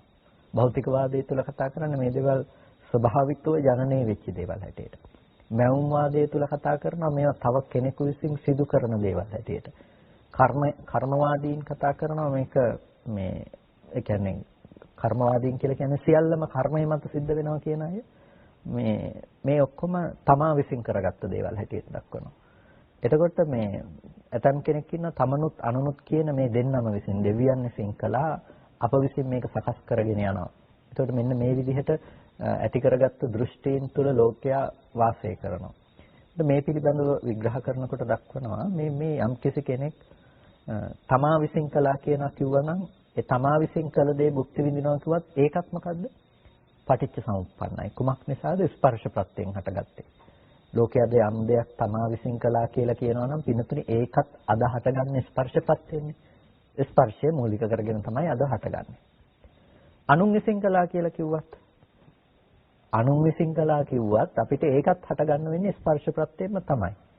තමනුත් අනුනුත් දෙන්නම එකතු වෙලා යමක් කළා නම් ඒක හටගන්නේ ස්පර්ශ ප්‍රත්‍යයෙන්මයි. ඉබේ හටගත්තා කියනවනම් ඉබේ හටගත්තා කිව්වත් ඒක හටගෙන තියෙන්නේ ස්පර්ශ ප්‍රත්‍යයෙන්මයි. ඒ නිසා ලෝක කවුරු කොන විදිහට කතා කළත් බුදුරජාණන් වහන්සේ දේශනා කරන්නේ මේක පටිච්ච සමුප්පන්නයි. මෙන්න මේ ස්පර්ශ ප්‍රත්‍යයෙන් හටගත්ත දෙයක්. එතකොට මේ ස්පර්ශ ප්‍රත්‍යයෙන් හටගත්ත ධර්මයේ ස්පර්ශ ප්‍රත්‍යයෙන් ඉපදුණු දේ ස්පර්ශ නිරෝධයෙන් නිරුද්ධ වෙලා යනවා. ඒ කියන්නේ මේක හේතුඵල ධර්මක පැවැත්මක් හැටියට පෙන්වන්නේ. අන්න ඒ ස්පර්ශ ප්‍රත්‍යයෙන් හටගත්ත දේ තමයි අපේ වර්තමාන ආත්ම භාවය කියලා කියන දේ. ඒ නිසා පොදුවේ මේ සියල්ලම අරගන්නවා ස්පර්ශය කියන ගොඩට. පොදුවේ මේ සියල්ලම ගන්නවා ස්පර්ශය පිළිබඳව කියන තැනට. ඒ දැන් මොකද්ද අපි මේ ගාථාව තුළ බුදුරජාණන් වහන්සේ දේශනා කළේ සෝ උභන්තේ විදිත්වාන සෝ උභෝ අන්තේ විදිත්වාන. ඔහු උභය අන්තයන් පිළිබඳව දැනගෙන. එතකොට උභය අන්තයන් පිළිබඳව දැනගන්නකොට එයා ස්පර්ශාන්තය දැනගන්නට ඕනේ. ස්පර්ශාන්තය පිළිබඳව එයා තේරුම් ගන්නකොට එයාට ස්පර්ශ අන්තයේ ලෙස දකින්නට පුළුවන්කම තියෙන්නේ වර්තමානය තුල හටගනු ලබන විපාක සහ කර්ම සංස්කෘතියන් පිළිබඳව. වර්තමානයේ තුල හටගන්න මේ විපාක සහ කර්ම සංස්කෘතියන් පිළිබඳව තමයි එයාට දැනගන්නට පුළුවන්කම තියෙන්නේ. එතකොට එයාට හේතුඵල ධමයක් නැතිනම් පටිච්චසමුප්පන්න ධර්මයක් ලෙස මේක දකින්නට පුළුවන්කම තිබෙනවා. එතකොට ඒ ස්පර්ශය නැමැති අන්තේ තේරුම් ගන්නකොට එයා තේරුම් ගන්නේ කොමක්ද? මේ සියල්ලම ස්පර්ශ ප්‍රත්‍යයෙන් හටගන්න දේවල් ස්පර්ශ නිරෝධී නිරුද්ධ වෙනවා කියන මේ ධර්මය. ඒ කියන්නේ දැන් ඇහැට යමක් ස්පර්ශ වෙන්නේ නැත්නම් ඇහැට යමක් ස්පර්ශ නොවනකොට අපිට රූපය පිළිබඳව කතා කරන්නට පුළුවන් කමක් නැත්තේ. අපි රූපය පිළිබඳව යමක් කතා කරනවා නම් ඒ රූපය පිළිබඳව අපි කතා කරන්නේ ඇහැට යම්කිසි දෙයක් ස්පර්ශ වෙන නිසාමයි. ස්පර්ශ වෙන්නේ නැතුව අපිට රූපය ගැන කතා කරන්න පුළුවන් කමක් නැත්තේ. ඇහැට යමක් ස්පර්ශ වෙන නිසා තමයි අපි රූපය පිළිබඳව කතා කරන්නේ. එතකොට එතන චක්කු විඥානයේ යෙදීම නිසා තමයි එතන පස්ස චෛතසිකයේ තියෙන ස්පර්ශය නැමැති දේ. ඒකට ඒ නිසා තමයි අපි රූපය පිළිබඳව විඥානන කෘත්‍යයකටපත් වෙන්නේ. ඒකට අපි කියනවා මේකෙදි දර්ශන කෘත්‍ය කියලා. දර්ශනාර්ථය. ඒකට රූපේහි දැකීම කියන දේ, දැකීම් අර්ථය කියන එක. ඒකට මෙන්න මේ රූපය දකින්නවා කියන බව මෙන්න මේ ස්පර්ශ ප්‍රත්‍යයෙන් ඉපදුණු දෙයක්. ස්පර්ශ ප්‍රත්‍යයෙන් ඉපදුණු දෙයක්. ස්පර්ශ ප්‍රත්‍යයෙන් ඉපදුණු රූපේ පිළිබඳව තමයි ඔබට මේ ලෝකේ සැප හෝ දුක් හෝ වශයෙන් කල්පනා කරන්නට පුළුවන්කම තියෙනවා. ස්පර්ශ ප්‍රත්‍යයෙන් ඉපදුණු රූපේ පිළිබඳව. එතකොට ස්පර්ශ ප්‍රත්‍යයෙන් රූපය හටගත්තා නම් ඒ ස්පර්ශ ප්‍රත්‍යයෙන් හටගත්ත පස්ස මූලික ධර්මයක් විදිහට තමයි මේ රූපය ඔබ විඳලා අම්මා තාත්තා කියලා දැනගෙන ඒ මට්ටමට යනකම්ම කතා කරන්න පුළුවන්කම තියෙනවා. හැබැයි රූපයේ ස්වභාවය ඔබට එතකොට පේනවා. රූපයේ ස්වභාවය තමයි ස්පර්ශ නිරෝධයෙන් රූපේ නිරුද්ධ වෙනවා. ඇහැ නැතුව රූපේ පිළිබඳව කතා කරන්නට පුළුවන් කමක් නැත්තේ. රූපේ නැතුව ඇහැ පිළිබඳව කතා කරන්නට පුළුවන් කමක් නැහැ. විඥානයේ නැතුව චක්කු විඥානයේ නැතුව ඇස සහ රූපේ පිළිබඳව කතා කරන්නට පුළුවන් කමකුත් නැහැ. එතකොට ලෝකේ රූප පේනවා කියන ඕනෑම තැනක ඔබට පෙනීම සහගත ලෝකයේ තියෙනවා කියලා ඔබ කතා කරන ඕනම තැනක ඔබට ඔබ ඉදිරිපසින් තියෙන දේ පේනවා කියන තැන ඉඳලම ඔබට අද මේ මුළු ලෝකෙම දකින්න පුළුවන්, මේ මහ විශ්වයක් දකින්න පුළුවන්, මේ ග්‍රහලෝක පවා දකින්න පුළුවන් කියන තැනට යනකම්ම ඔබ දැකලා තියෙන්නේ ඇහැ රූප චක්කු විඥාන කියන මේ තුන් දෙනෙකුගේ පස්ස ප්‍රත්‍යයෙන් ඉපදුණු දෙයක් තමයි දර්ශනාර්ථයක් විදිහට දැකලා තියෙන්නේ. වර්ණ සටහනක් කියන තැන. එතකොට මෙන්න මේක ස්පර්ශ ප්‍රත්‍යයෙන් ඉපදුණු දෙයක්. එතකොට එහි ස්වභාවය තමයි ස්පර්ශ නිරෝධයෙන් නිරුද්ධ වෙන එක. ස්පර්ශ ප්‍රත්‍යයෙන් හටගත්ත දේ ස්පර්ශය නිරුද්ධ වෙනකොට නිරුද්ධ වෙලා යනවා. එතකොට අද ඔබේ පෙනෙන ලෝකය නැත්නම් ඔබ දකින්න ලෝකය ඔච්චරයි. ඔතනින් එහාට දෙයක් ඇත්තේ ඔබට දකින්න පුළුවන්කම තියෙන එච්චරයි. පෙර නොතිබී හටගෙන ඉතුරු නැතුව නැති වෙලා යන වර්ණ රූපයක් ඔබට දකින්න පුළුවන්කම තියෙනවා. හැබැයි මේ වර්ණ රූපය කලින් තිබිලා මෙතනට ආව නෙමෙයි, මේ පෙර නොතිබී හටගත්තු දෙයක්. ඒ වගේ මේ වර්ණ රූපය ඉතුරු නැතුව නැති වෙලා යන දෙයක්. ඒක මේ ඉස්සර ඉඳලා මෙතෙන්ට ඇවිල්ලා තියනවා එහෙම, හටගෙන තියනවා එහෙම නෙමෙයි. පෙර නොතිබී හටගත්තා. ඒ වගේම ඉතුරු නැතුව ඒ වර්ණ රූපේ නැති වෙලා යන දෙයක්. ඒක තමයි ස්පර්ශ අන්තේහි තියෙන ස්වභාවය. එතකොට ඒ හටගත්ත දේ ස්පර්ශයේ මූලික කරගෙනම හටගත්තා. නැතිනම් අපිට දකින්න දේ ගැන කතා කළේ, දකින්න පුළුවන්කම තිබුණා. ස්පර්ශය නිරුද්ධ වෙනකොට ඒ දකින්න දේ නැවත තියනවා කියලා කියන්නට පුළුවන් කමක් නැත්තේ. නෑ, ඒක නිරුද්ධයි. ඊට පස්සේ නැවත අපි මනසින් ඒ අරමුණ ඔසවා අරගෙන ඒක දැනගන්නකොට අපි එතනදී ඒ ස්පර්ශය නිසා නැවත ප්‍රතිඵලයක් හටගන්න. ඒකත් ස්පර්ශය නිරුද්ධ වෙනකොට නිරුද්ධයි. මෙන්න මේ විදිහට අපිට මේ ලෝකේ අපි යමක් දර්ශනයක් කියලා අපි දකිනවා නම්, ඒ කියන්නේ දැකීම කියලා යමක් අපිට තියෙනවා නම්, පේනවා කියලා කියනවා නම්, මේ පෙනීම කියන එක සියල්ලම ස්පර්ශ ප්‍රත්‍යයෙන් හටගත්ත දේවල්. පේන දේ අරබයවබයමක් දැනගන්නවා කියලා කියනවා නම් දැනගන්නු ලබන සියලුම දේත් ස්පර්ශ ප්‍රත්‍යයෙන් හටගෙන ස්පර්ශ නිරුද්ධ වෙනකොට නිරුද්ධ වෙන දේවල්. ඇහෙනවා කියන දේත් ඒ විදිහටමයි. අපි විඳිනවා කියන දේත් ගඳ සුවඳ රස ස්පර්ශ කියන මේ තුනම ඒ විදිහටමයි. දැනගන්නවා කියන දේත් ඒ විදිහටම තමයි. එතකොට පොදුවේ ගත්තාම අපි ওই ටිකෙන් තොර දෙයක් කරන්නේ නැහැනේ. රූප දකින්නවා, ශබ්ද අහනවා, ගඳ සුවඳ රස ස්පර්ශ විඳිනවා. මනසින් අරමුණු හිතනවා, කල්පනා කරනවා. අපි ජීවත් වෙනවා කියලා කියන්නේ ওই ටිකටනේ. මේ ස්පර්ශ ආයතන ටික පාවිච්චි කරනවා කියන තැනට. එතකොට දැන් අපි මේ ජීවත් වෙනවා කියන තැනින් අපි මේ එකට ඉන්නවා කියන තැන ওই ටික නම් ඔන්න ඕකට තමයි ස්පර්ශ අන්තය කියලා දේශනා කළේ. ඇයි ඔය සියල්ලක්ම ස්පර්ශ ප්‍රත්‍යයෙන් උපදින දේවල්. ඒ නිසා ඒක තමයි පස්ස අන්තය. අද ඔබේ සමස්ත මුළු ජීවිතේම ස්පර්ශාන්තයක්. එතකොට දැන් ඔතන අපිට තියෙනවා වර්තමානයේ තුල තියෙන කරුණු කොටස් දෙකක් මෙතනදී. ඒ තමයි විපාක සහ කර්ම. විපාක සහ කර්ම. අපි පටිච්චසමුප්පාදයට අනුරූපීව පටිච්චසමුප්පාදයේ ආකාර 20ත් එක්ක අපි සංසන්දනය කළොත් එහෙම අපිට මේ කාරණාව හොඳට තේරුම් ගන්නට පුළුවන්කම තියෙනවා. වර්තමාන විපාක සහ වර්තමාන හේතු පහක් විදිහට 10ක් අපිට දකින්න පුළුවන්. වර්තමාන විපාක පහ මොනවාද? විඥාන, නාම රූප, සලආයතන, පස්ස, වේදනා කියන මේ ධර්මතා පහ. ඒ තමයි වර්තමාන විපාක පහ.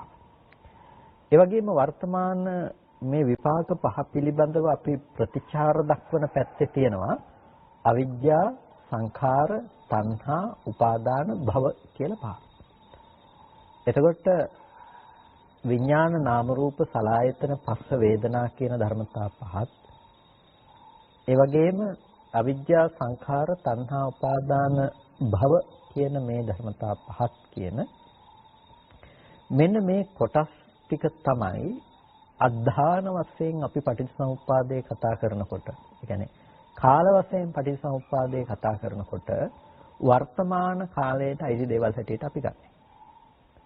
වර්තමාන කාලයට අයිති දේවල්. වර්තමාන කාලයට කියලා කියන්නේ මේ වර්තමාන භවය කියලා අපි කියන තැනට, මේ ආත්ම භාවය කියන තැනට කියන්නේ අන්න ඔය ටික. ඒ තමයි විපාක ටික සහ විපාකයේ පිළිබඳව सिद्ध කරගන්න කර්ම සකස් කර ගැනීම කියන එක.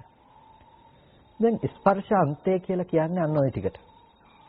ස්පර්ශ අන්තය කියලා කියන්නේ ඔය ටිකට. දැන් ස්පර්ශ අන්තය පිළිබඳව අපි මේ විදිහට තේරුම් ගන්නකොට අපිට පේනවා කර්ම ටිකක් සහ ටිකක පැවැත්මක් කියන එක. එතකොට විපාක ධර්මතා ටිකක් විපාක ධර්මතා ටික පිළිබඳව කර්ම සහ කෙලෙසේක පැවැත්මක් කියන එක අපිට දැනගන්න පුළුවන්කම තියෙනවා. ඒකට මේ තමයි ස්පර්ශ අන්තය කියලා කියන්නේ. දැන් මෙන්න මේ කර්ම කෙලෙස් ටික නිසා විපාකයේ පිළිබඳව ඇති කරගත්ත කර්ම කෙලෙස් ටික නිසා අපිට අනාගතයට නැවත හටගන්න දෙයක් තියෙනවා. මොනවද අනාගතයට නැවත හටගන්නේ? මේ විදිහම ඵල පංචකයක් හට ගන්නවා. විඥාන, නාම රූප, සලආයතන, පස්ස, වේදනා කියලා අනාගතයට නැවත ස්පර්ශය සමුදය කරලා දෙන පැත්තක්. ස්පර්ශයෙන් උපදවන පැත්තක් නැවත හදනවා. එතකොට දැන් මෙන්න මේ කරුණු දෙක මොකද්ද? වර්තමානය තුල තිබෙන මේ විපාක මෙන්න මේ ධර්මතා ටිකක් කර්ම කෙලස් කියන ටිකත් අනාගතයට නිබඳු වූ විපාකයක් නැවත හට ගන්නවා කියන දෙකත් මෙන්න මේ දෙක හරියට මේ ලී දඬු දෙකක් වගේ දකින්නකෝ. ලී දඬු දෙකක්. මෙන්න මේ ලී දඬු දෙක අන්ත දෙක හැටියට කියන්නේ. ස්පර්ශයත් ස්පර්ශ සමුදය. වර්තමානයේ තුල තියෙන මේ විපාක මේ භවය ඒ වගේම අනාගතයට මෙබඳු ඌම දෙයක් සකස් කරනවා කියන මේ හේතුඵල ධර්ම. එතකොට මෙන්න මේ දඬු දෙක එකට කරලා එකට ගැට ගහලා එකට බඳින බැඳුම තමයි සිබ්බණිය කියලා කියන්නේ. ඒ තමයි තෘෂ්ණාව. තෘෂ්ණාවෙන් තමයි මේ දෙක එකට බැඳලා තියෙන්නේ. ඒ කියන්නේ මේක අතර මේ දෙක අතර පාලම සකස් කරන්නේ එකෙන් තමයි. එනිසා අද යම් විපාකයක් තියෙනවා නම් මේ විපාකය ගැන කර්ම સિદ્ધ කරගෙන තණ්හා කරන නිසා තමයි අනාගතයට නැවත මේ විදිහේ ස්පර්ශ අන්තයක් සකස් කරන තැනකට යන්නේ. ඒකයි ඒක ස්පර්ශ සමුදය අන්තය කියලා කිව්වේ. ස්පර්ශයේ ජනනය කරනවා. අනාගතයට ස්පර්ශ අන්තයක් සකස් කරලා දෙනවා. එතකොට මේ තෘෂ්ණාව නැමැති සිම්බනිය නැතිනම් තෘෂ්ණාව නැමැති මේ බැඳුම සිඳ දැමිය යුතුයි. මේ අන්ත දෙක නැතිනම් මේ ලී කෝටු දෙක එකට ගැට ගහලා තියෙන මේ තෘෂ්ණාව නැමැති මධ්‍ය බන්ධනය සිඳ දැමිය යුතුයි. තෘෂ්ණාව නැමැති මැහුම සිඳ දැමිය යුතුයි. අන්නේ තෘෂ්ණාව නැමැති බැඳුම සිඳ දැමීම තමයි මෙතනදී ස්පර්ශ නිරෝධය කියලා කියන්නේ. ස්පර්ශ නිරෝධය. ස්පර්ශ නිරෝධය කියනකොට අපිට ස්පර්ශ නිරෝධය අපි ප්‍රධාන වශයෙන්ම කතා කරනවා අනාගතයට මෙබඳු වූ ස්පර්ශ අන්තයක් හදනකම තෘෂ්ණාව නැමැති බැඳුම සිඳ දැමීම තුළින් කරන්න පුළුවන්කම තියෙනවා. අනාගතයට මෙබඳු ආත්ම භාවයක් උපදවනවා කියන එක අනාගතයට මේ වගේ තනක් සකස් කරනවා කියන එක නොහට ගන්න බවට පත් කරනවා. ඒකට කියනවා අනුත්පාදය කියලා. ඒ සඳහා ඔබට අද දවසේදී දකින්නට වෙනවා අර අන්තය. කොහොමද ස්පර්ශ අන්තය? ස්පර්ශ අන්තය අද දවසේදී තේරුම් ගැනීම තුළ තමයි අපිට පුළුවන්කම තියෙන්නේ ඒ පිළිබඳව නිවැරදිව අවබෝධ කරගන්න. ඒ කියන්නේ ස්පර්ශ අන්තය කියන එක තුළ අපි අද වර්තමාන ජීවත් වෙනවා කියන තැන යථාර්ථය තේරුම් ගැනීම තුළ තමයි අපිට තෘෂ්ණාව නැමැති සිම්බනිය සිඳ දැමීමට එහෙම නැතිනම් ස්පර්ශ නිරෝධය පිළිබඳව අපිට කතා කරන්නට පුළුවන්කම තියෙනවා. ඒ නිසා අපි උත්සාහවත් විය යුතු වෙන දේ තමයි අන්න ඒ ස්පර්ශ අන්තය පිළිබඳව අපි හඳුනා ගන්නට. ඒ ස්පර්ශ අන්තය පිළිබඳව අපි හඳුනා ගන්නකොට අපිට පේනවා අපි කොහොමද මේ ස්පර්ශ අන්තය පිළිබඳව අපි දකින්නේ කියන එක. ඒ කියන්නේ ස්පර්ශ අන්තය කියන එක පිළිබඳව අපිට අපේ සමස්ත ජීවිතය අපිට එතකොට හසු වෙලා තියෙන්නේ. අපි ජීවත් වෙනවා කියලා කියන තැන යථාර්ථ වශයෙන් පවතින්නෙම මෙන්න මේ වගේ පස්ස මූලික ධර්මයක් විදිහට ස්පර්ශයේ නිරෝධයෙන් නිරුද්ධ වෙලා යන දෙයක්, පෙර නොතිබී හටගෙන ඉතුරු නැතුව නැති වෙලා යන දෙයක් හැටියට අපිට හම්බෙනවා.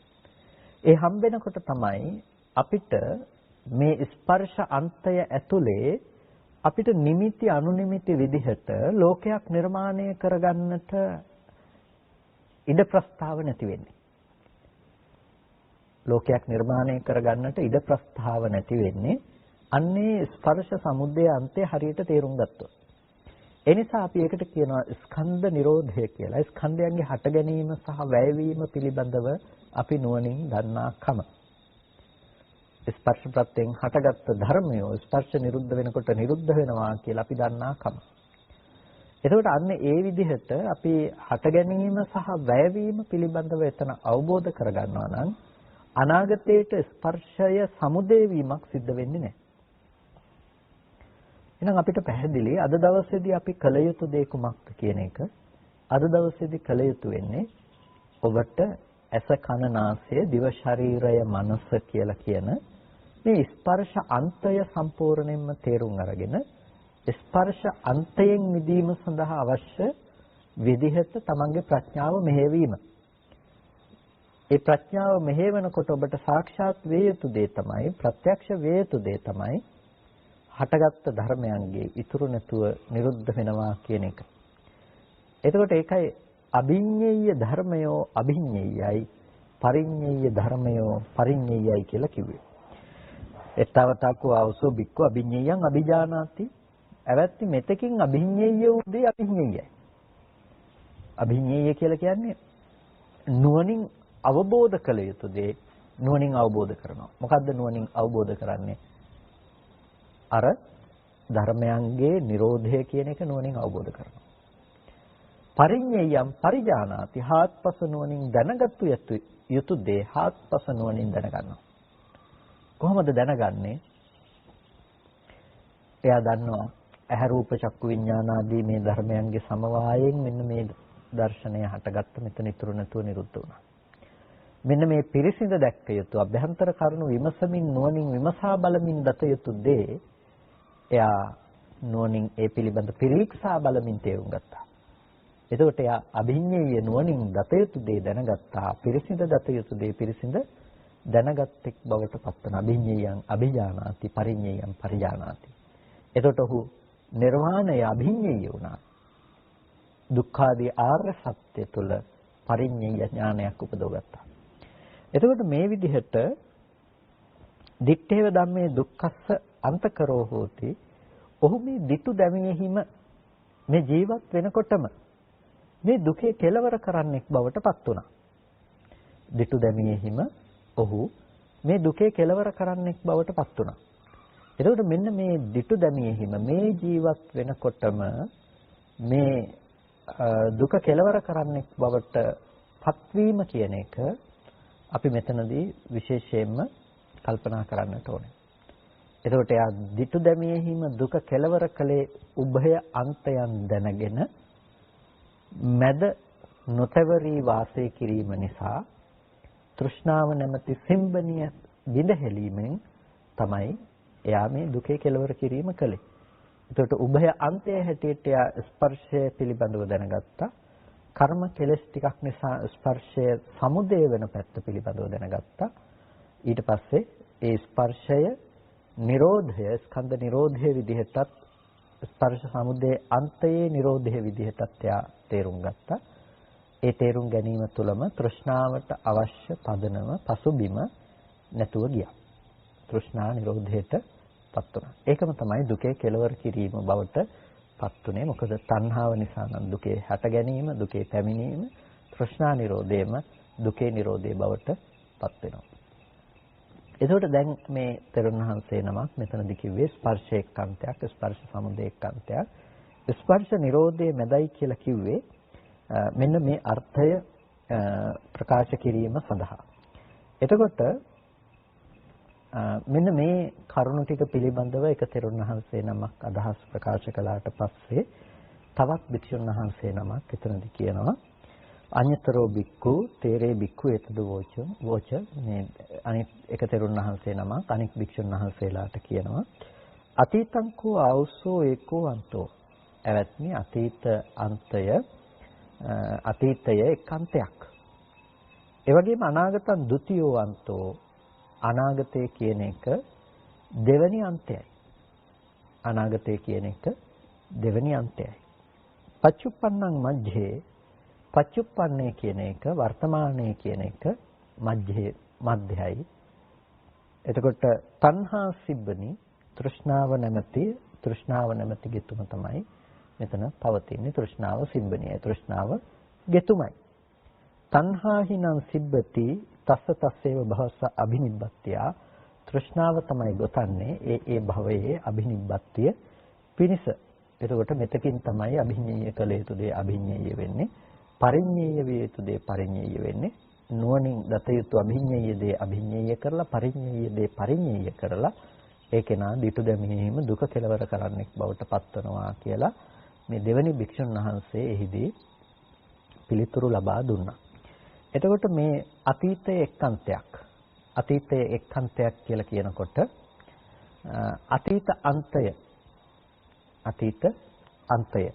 එතකොට යම් අතීත වුණ, විගත වුණ, නිරුද්ධ වුණ යම් ස්කන්ධ ධර්මතා ටිකක් ඇත්නම් ඒ සියල්ලක්ම අතීතයේ සංග්‍රහිත වූ ඒ ස්කන්ධ ටික අතීතාන්තය කියලා කියනවා. හටගෙන නිරුද්ධ වුණ, විගත වුණ යම් ස්කන්ධ ධර්මතා ටිකක් තියෙනවා නම් අපි ඒකට කියනවා අතීත අන්තය කියලා. අනේ අතීත අන්තය බොහෝ සෙයින් අසුරු කරනවා. සත්‍යය අතීත අන්තය බොහෝ සෙයින් අසුරු කරනවා. ඒ වගේ මේ අතීතය තුළ අනාගතය පිළිබඳව අපි අදහස් ඇති කර ගන්නවා. අතීතයේදී විඳපු අපි දැකපු දේවල් පිළිබඳව අනාගතයට පැමිණෙන දේවල්, අනාගතයට අපි විඳින, අනාගතයට ගොඩනගා ගන්න, අනාගතයට හම්බෙන දේවල් පිළිබඳව අපි විනිශ්චය කරගන්නවා අතීත දේවල් වලට අනුසාරයෙන්. එතකොට අනාගතයේ මේ විදිහට ගොඩනගා ගන්නකොට ඒකට කියනවා අපි අනාගත අන්තය කියලා. නැතිනම් අනාගත පහළ නොවුණු ස්කන්ධයන් අනාගත අන්තයයි. එතකොට සෝ උභන්තේ විදිත්වාන කියනකොට මේ උභය අන්තයන් පිළිබඳව දැනගන්නවා කියනකොට අපිට අතීත අන්තය පිළිබඳව දැනගන්නවා අනාගත අන්තය පිළිබඳව දැනගන්නවා කියන එකයි කියන්නේ. එතකොට අනාගත අන්තය සහ අතීත අන්තය කියලා කියන්නේ හටගෙන නිරුද්ධ වුණ ස්කන්ධ ටික සහ නොහටගත්තා වූ අපාතු භූත වූ ස්කන්ධයන් පිළිබඳව. එතකොට අපි දකිනවා අතීත වුණ විගත වුණ ස්කන්ධ ධර්මයන් ස්කන්ධ මාත්‍රික වූ අනිත්‍ය වූ ධර්මයන් ලෙස අපි ප්‍රත්‍යක්ෂ කරනවා. එතකොට අතීත ස්කන්ධ ලෙස අපි අවබෝධ කරනවා නම් යම් කිසි කෙනෙක් ඒ අතීත ස්කන්ධ ටික ස්කන්ධ විදිහට දැකීම තුළම ඒ කෙනාට එතනින් එහාට ඒ ප්‍රතිලාභයක් නැතිනම් භව ප්‍රතිලාභයක් පවත්වන්නට පුළුවන් කමක් නැත්තේ නෑ. ඇයි අපි අර ස්පර්ශ පර්යාය පිළිබඳව කතා කළා වගේම ඒ කෙනා නුවණින් දකිනවා අතීතය කියන්නේ එක් අන්තයක්. ඒකට අතීත අන්තය කියලා කියන්නේ උපජ්ජිත්වා විගතං කියලානේ කියන්නේ. ඉපිද විගතයට ගියා. ඉපිද නිරුද්ධ වුණා කියන එක. ඒකට අතීතයේ තුල ඒ නිරෝධයට ගියපු අතීතයේ තුල ක්ෂය වීමට ගියපු අතීතයේ තුල වැය වීමට ගියපු ඒ ස්කන්ධ ධර්මතා ටික වැය වූ බවට නුවණ නම් අපිට ඒ ධර්මතාවයේ අනාගතයට උපදවන්න කෙනෙක් උත්සාහවත් වෙන්නේ නැහැ. අපි අර උදාහරණයක් ඇටියට නිතර මතක් කරන දෙයක් තියෙන්නේ. කෙනෙක් මැරුණා නම් ඔබ හොඳටම මැරුණා කියලා දන්නවා නම් ඔබ හෙට ඒ කෙනාව ගිහිල්ලා හම්බෙලා කතා කරන්න ඔබ බලාපොරොත්තු වෙන්නේ නැහැ. ඇයි ඔබ හොඳටම දන්නවා ඒ කෙනා මැරුණා කියන්නේ? අන්න ඒ වගේ ඔබ දන්නවා නම් ස්කන්ධ ටික විගතයි කියලා, ස්කන්ධ ටික අනිත්‍ය වුණා කියලා, ස්කන්ධ ටික නිරුද්ධ වුණා කියලා ඔබ දන්නවා නම් ඒ අතීතයේ සංග්‍රහිත වුණ ස්කන්ධ ටික අනාගතයට දකින්න පුළුවන් කියන අදහසක් ඔබට කවදාවත් ඇති වෙන්නේ නැහැ. ඒකට අතීතයේ දක්කපු ස්කන්ධ නැතිනම් අතීතයේදී ඒ හටගත්ත ස්කන්ධ නැවත අනාගතයට හම්බ වෙන්නේ නැති තැනක ඔබ කොහොමද කල්පනා කරන්නේ ඊයේ දැකපු කෙනා අද දකින්න පුළුවන් කියලා? ඊයේ දැකපු කෙනා අද දකින්න පුළුවන් කියලා. ඇයි? ඊයේ කෙනෙක් දකිනවා කියන තැන හටගත්ත ස්කන්ධ ධර්මතා ටික එතන පැවතුණු ස්කන්ධ ධර්මතා ටික ඒ මොහොතේම හටගෙන ඒ මොහොත ඉතුරු නැතුව නැති වුණා නම් ඒ ස්කන්ධ ධර්මතා ටික අනාගතයට නැවත අපට හටගන්නේ නැහැ. අපේ අම්මා කියලා කෙනෙක් දකිනවා කියපු තැනක අපිට යම් අපි රළු මට්ටමින් කතා කළොත් එහෙම පෙනුන තැනක ඇහැ රූපාදී රූපයන් තිබුණා නම් ඒ රූපය හටගෙන ඒ මොහොත ඉතුරු නැතුව නිරුද්ධ වුණා. වේදනා සංඥා සංඛාර විඥානාදී ඒ ධර්මයන් තිබුණා නම් ඒ ධර්මයන් ඒ මොහොතේ හටගෙන ඒ මොහොත ඉතුරු නැතුව නැති වෙලා ගියා. එතකොට මේ ස්කන්ධ ධර්මතා ටික ඒතන හටගෙන ඒ මොහොතේ ඉතුරු නැතුව නැති වුණා නම් අපි කොහොමද ඊයේ දැකපු කෙනාව අද දකින්නේ? ඊයේ දැකපු කෙනාව අද දකින්න පුළුවන් කමක් නැත්තේ නෑ. අනාගතයට අපිට දකින්න පුළුවන් කමක් නැත්තේ නැහැ. එතකොට සෝ උභන්තේ විදිත්වාන කියනකොට එයා උභය අන්තය පිළිබඳව නුවණින් දැනගන්නවා. නුවණින් දැනගන්නේ කොහොමද? ඉපිද නිරුද්ධ වූ දේ නිරුද්ධමයි කියලා දැනගන්නවා. එතකොට අනාගතය පිළිබඳව එයාට අදහසක් ඇති කරනකොටම එයා දන්නවා මේ ස්කන්ධ ධර්මයන්ගේ ස්වභාවයත් හටගෙන ඉතුරු නැතුව නැති වෙනවා කියන එකමයි. යම් අනාගතයට රූපයක් පෙනෙනවා නම් එතන පේන්නේ මෙන්න මෙබඳු අතීතයේ ඉපද විගත වුණා වගේම සිද්ධාන්තයක්. ඒක පෙර මේ දැන් ඉඳලා තිබිලා අනාගතයට පේනව නෙමෙයි. මේ ඉන්න අය පේනව නෙමෙයි. මේ තියෙන දේවල් මම භුක්ති විඳිනව නෙමෙයි. ඒ මොහොතේ හේතු ටික නිසා හටගන්න දෙයක්. ඒ මොහොතේ ඉතුරු නැතුව නැති වෙලා යනවා. එතකොට අපිට වටිනාකම් සහිත ලෝකේ හොඳයි සම්මත තියනවා කියලා ගත්ත දේවල් ඇසුරු වෙනවා කියන තැනකට හේතු ඒ තැන නැති වෙලා යනවා. අතීතයේ තුල තිබුණු නිමිති ඉතුරු වෙන්නේ නැති වෙනකොට අනාගතයේ පිළිබඳව තියෙන නිමිති නිකම්ම අපිට අඩු වෙලා යනවා. අනාගතයේ තුල තියෙන නිමිති අපි අඩු කර ගන්නවා කියලා කියනකොට අතීතයේ තිබුණු ඒ સિદ્ધාන්තයත් එසේ වුම දෙයක් හැටියට දකිනකොට අතීත නිමිති පිළිබඳවත් අඩු වෙලා යනවා. එතකොට දැන් අපි විභංග සූත්‍රවලදී දකිනවානේ යදතීතම් පහිනන්තං යමක් අතීත නම් ඒක ප්‍රහීනයි අපත්තං ච අනාගතං අනාගතේ තාම අපත්තයි පැමිණිලා නැහැ පච්චුප්පන්නං චේ ධම්මේ පච්චුප්පන්නේ චේ ධම්මේ තත්ත තත්ත විපස්සති පච්චුප්පන්න වුණ යම් ධර්මයක් තිබෙනවා නම් තත්ත තත්ත විපස්සති ඒ තන නුවණින් දකිනවා. එතකොට පච්චුප්පන්නංචේ ධම්මේ කියලා පච්චුප්පන්නේචේ ධම්මේ කියලා කිව්වේ පච්චුප්පන්න වුණ වර්තමානයේහි ප්‍රත්‍යෝත්පන්න මේ ධර්මයන් පිළිබඳව එයා ඒ තැන නුවණින් දකිනවා කියන එක. එතකොට දැන් මෙතනදී අපි කියනවා පච්චුප්පන්නම් මජ්ජේ කියලා පච්චුප්පන්නය වර්තමානයේ මැදයි කියලා. එතකොට මේ මැද වූ මේ වර්තමානයේහි ඔහු නොතවරී ඉන්නවා. මැද වූ වර්තමානයේහි ඔහු නොතවරී ඉන්නවා. ඇයි? ඔහු එහි තියෙන පච්චුප්පන්න ස්වභාවය පිළිබඳව ප්‍රත්‍යෝත්පන්න භාවය පිළිබඳව දකිනවා. මෙන්න මේ හේතු ටික නිසායි හටගත්තේ මේක මෙතනම ඉතුරු නැතුව නැති වෙනවා. අතීතේ ඉඳලා ආපු දෙයක් නෙමෙයි, මෙතන තිබිලා අනාගතයට යනවත් නෙමෙයි. මේ දේවල් අතර ව්‍යාපාරයක් ඇත්තේ නැහැ. අතීතේ ඉඳලා මේ ටික මෙතෙන්ට ආවා, මෙතන ඉඳලා මෙතෙන්ට යනවා කියලා ව්‍යාපාර ගනුදෙනුවක් මේ ස්කන්ධ ධර්මයන් අතර ඇත්තේ නැහැ. ඒ නිසා අතීත වූ ස්කන්ධ සම්තතිය එසේම හටගෙන ඉතුරු නැතුව නිරුද්ධ වුණා. වර්තමාන වූ ස්කන්ධ ධර්මයෝ අතීත ස්කන්ධයන් නිරුද්ධ වූ සේම මේ ස්කන්ධයන්ගේ නිරෝධය සිද්ධ වෙනවා. අනාගතයේට හටගන්න ස්කන්ධය ඉතුරු නැතුව නිරුද්ධ වෙනවා. තුන් කාලයේටම මේ ස්කන්ධ ධර්මයන් පිළිබඳව මේ විදිහට නුවණ පවත්නකොට එයාට ලෝකයේහි ඇති බවට ඇසුරු කරන්නට කිසිම අරමුණක් නැතුව ලෝකයෙන් මිදීම එයා සිද්ධ කරනවා. එයා ලෝකයෙන් මිදී පවතින්නෙක් බවට පත් වෙනවා. ඒ නිසා මෙන්න මේක තමයි මේ තව තෙරුන් වහන්සේ නමක් මේ පිළිබඳව ලබා දුන්නු අර්ථකථනය. නැතිනම් මේ උභය අන්තය කිව්වේ අතීතාන්තය, අනාගතයාන්තය සහ පච්චුප්පන්නයයි කියප එක. එතකොට තෘෂ්ණාව නැමැති මේ සිම්බනිය, එතකොට තෘෂ්ණාව නැමැති මේ ගෙස්මයි මේ අන්ත ටික එකට ගැට ගහලා අපිට දෙන්නේ. ඒ කියන්නේ අතීතය දැකපු දේ තමයි අනාගතයට දකින්න පුළුවන් කියලා මේ ටික ඔක්කොම එකතු කරලා දෙන්නේ. ඒ වගේම අතීතයත් වර්තමානයත් කියන ටික ගැට ගහන්නේ, වර්තමානයත් අනාගතයත් කියන ටික එකට ගැට ගහන්නේ. ඔක්කොම මේ තෘෂ්ණාව නැමැති සිම්බනිය. මේ සිම්බනිය නැතිනම් මේ ගෙතුම, මේ මැහුම අපි කපලා දැම්මොත් මොකද වෙන්නේ? මේ ටික වෙන් වෙනවා. එතකොට අතීතෙන් වර්තමානයට එන එකක්, වර්තමානෙන් අනාගතයට යන එකක් ඇත්තෙත් නැහැ. ඒ තන ස්කන්ධයන්ගේ Nirodhe ප්‍රත්‍යක්ෂ කරන්නට පුළුවන්කම තිබෙනවා. ඒක තමයි මේ තරුණ වහන්සේ අතීතයේ එක්කන්තයක්, වර්තමානයේ එක්කන්තයක්, අනාගත එක්කන්තයක් කියලා මේ දේශනා කළේ. ඒ වගේම අනිත් භික්ෂුන් වහන්සේ මේ වෙලාවේදී කියනවා ස්ථවිර භික්ෂුන් වහන්සේලාට අවැත්ති මගේ වැටහීමට අනුව සුඛකෝ ආවසෝ වේදනා ඒකෝ අන්තෝ අවැත්ති මේ සැප වේදනාව කියන එක එක අන්තයක්. දුක් ද්විතීයෝ අන්තෝ යම් දුක් වේදනාවක් තිබෙනවා නම් මේ දුක් වේදනාව කියලා කියන්නේ දෙවෙනි අන්තයයි. ඒ වගේම අදුක්ඛම සුඛ වේදනා මැජ්ජේ අදුක්ඛම සුඛ වේදනාවක් තියෙනවා නම් ඒ කියන්නේ උපේක්ෂා සහගත වේදනාවක්. මේ උපේක්ෂා සහගත වේදනාව මධ්‍යයි. එතකොට තණ්හා සිබ්බනි මේ තෘෂ්ණාව සිබ්බනිය. එතකොට තෘෂ්ණාව තමයි ගෙතුම බවට පත් වෙන්නේ. එතකොට සුඛාකෝ ආවසෝ වේදනා ඒකෝ අන්තෝ අවත්ති සැප වේදනාව එක්කන්තයක්. ඒ වගේම දුක් වේදනාව එක්කන්තයක්, උපේක්ෂා වේදනාව එක්කන්තයක් කියලා කියනවා. එතකොට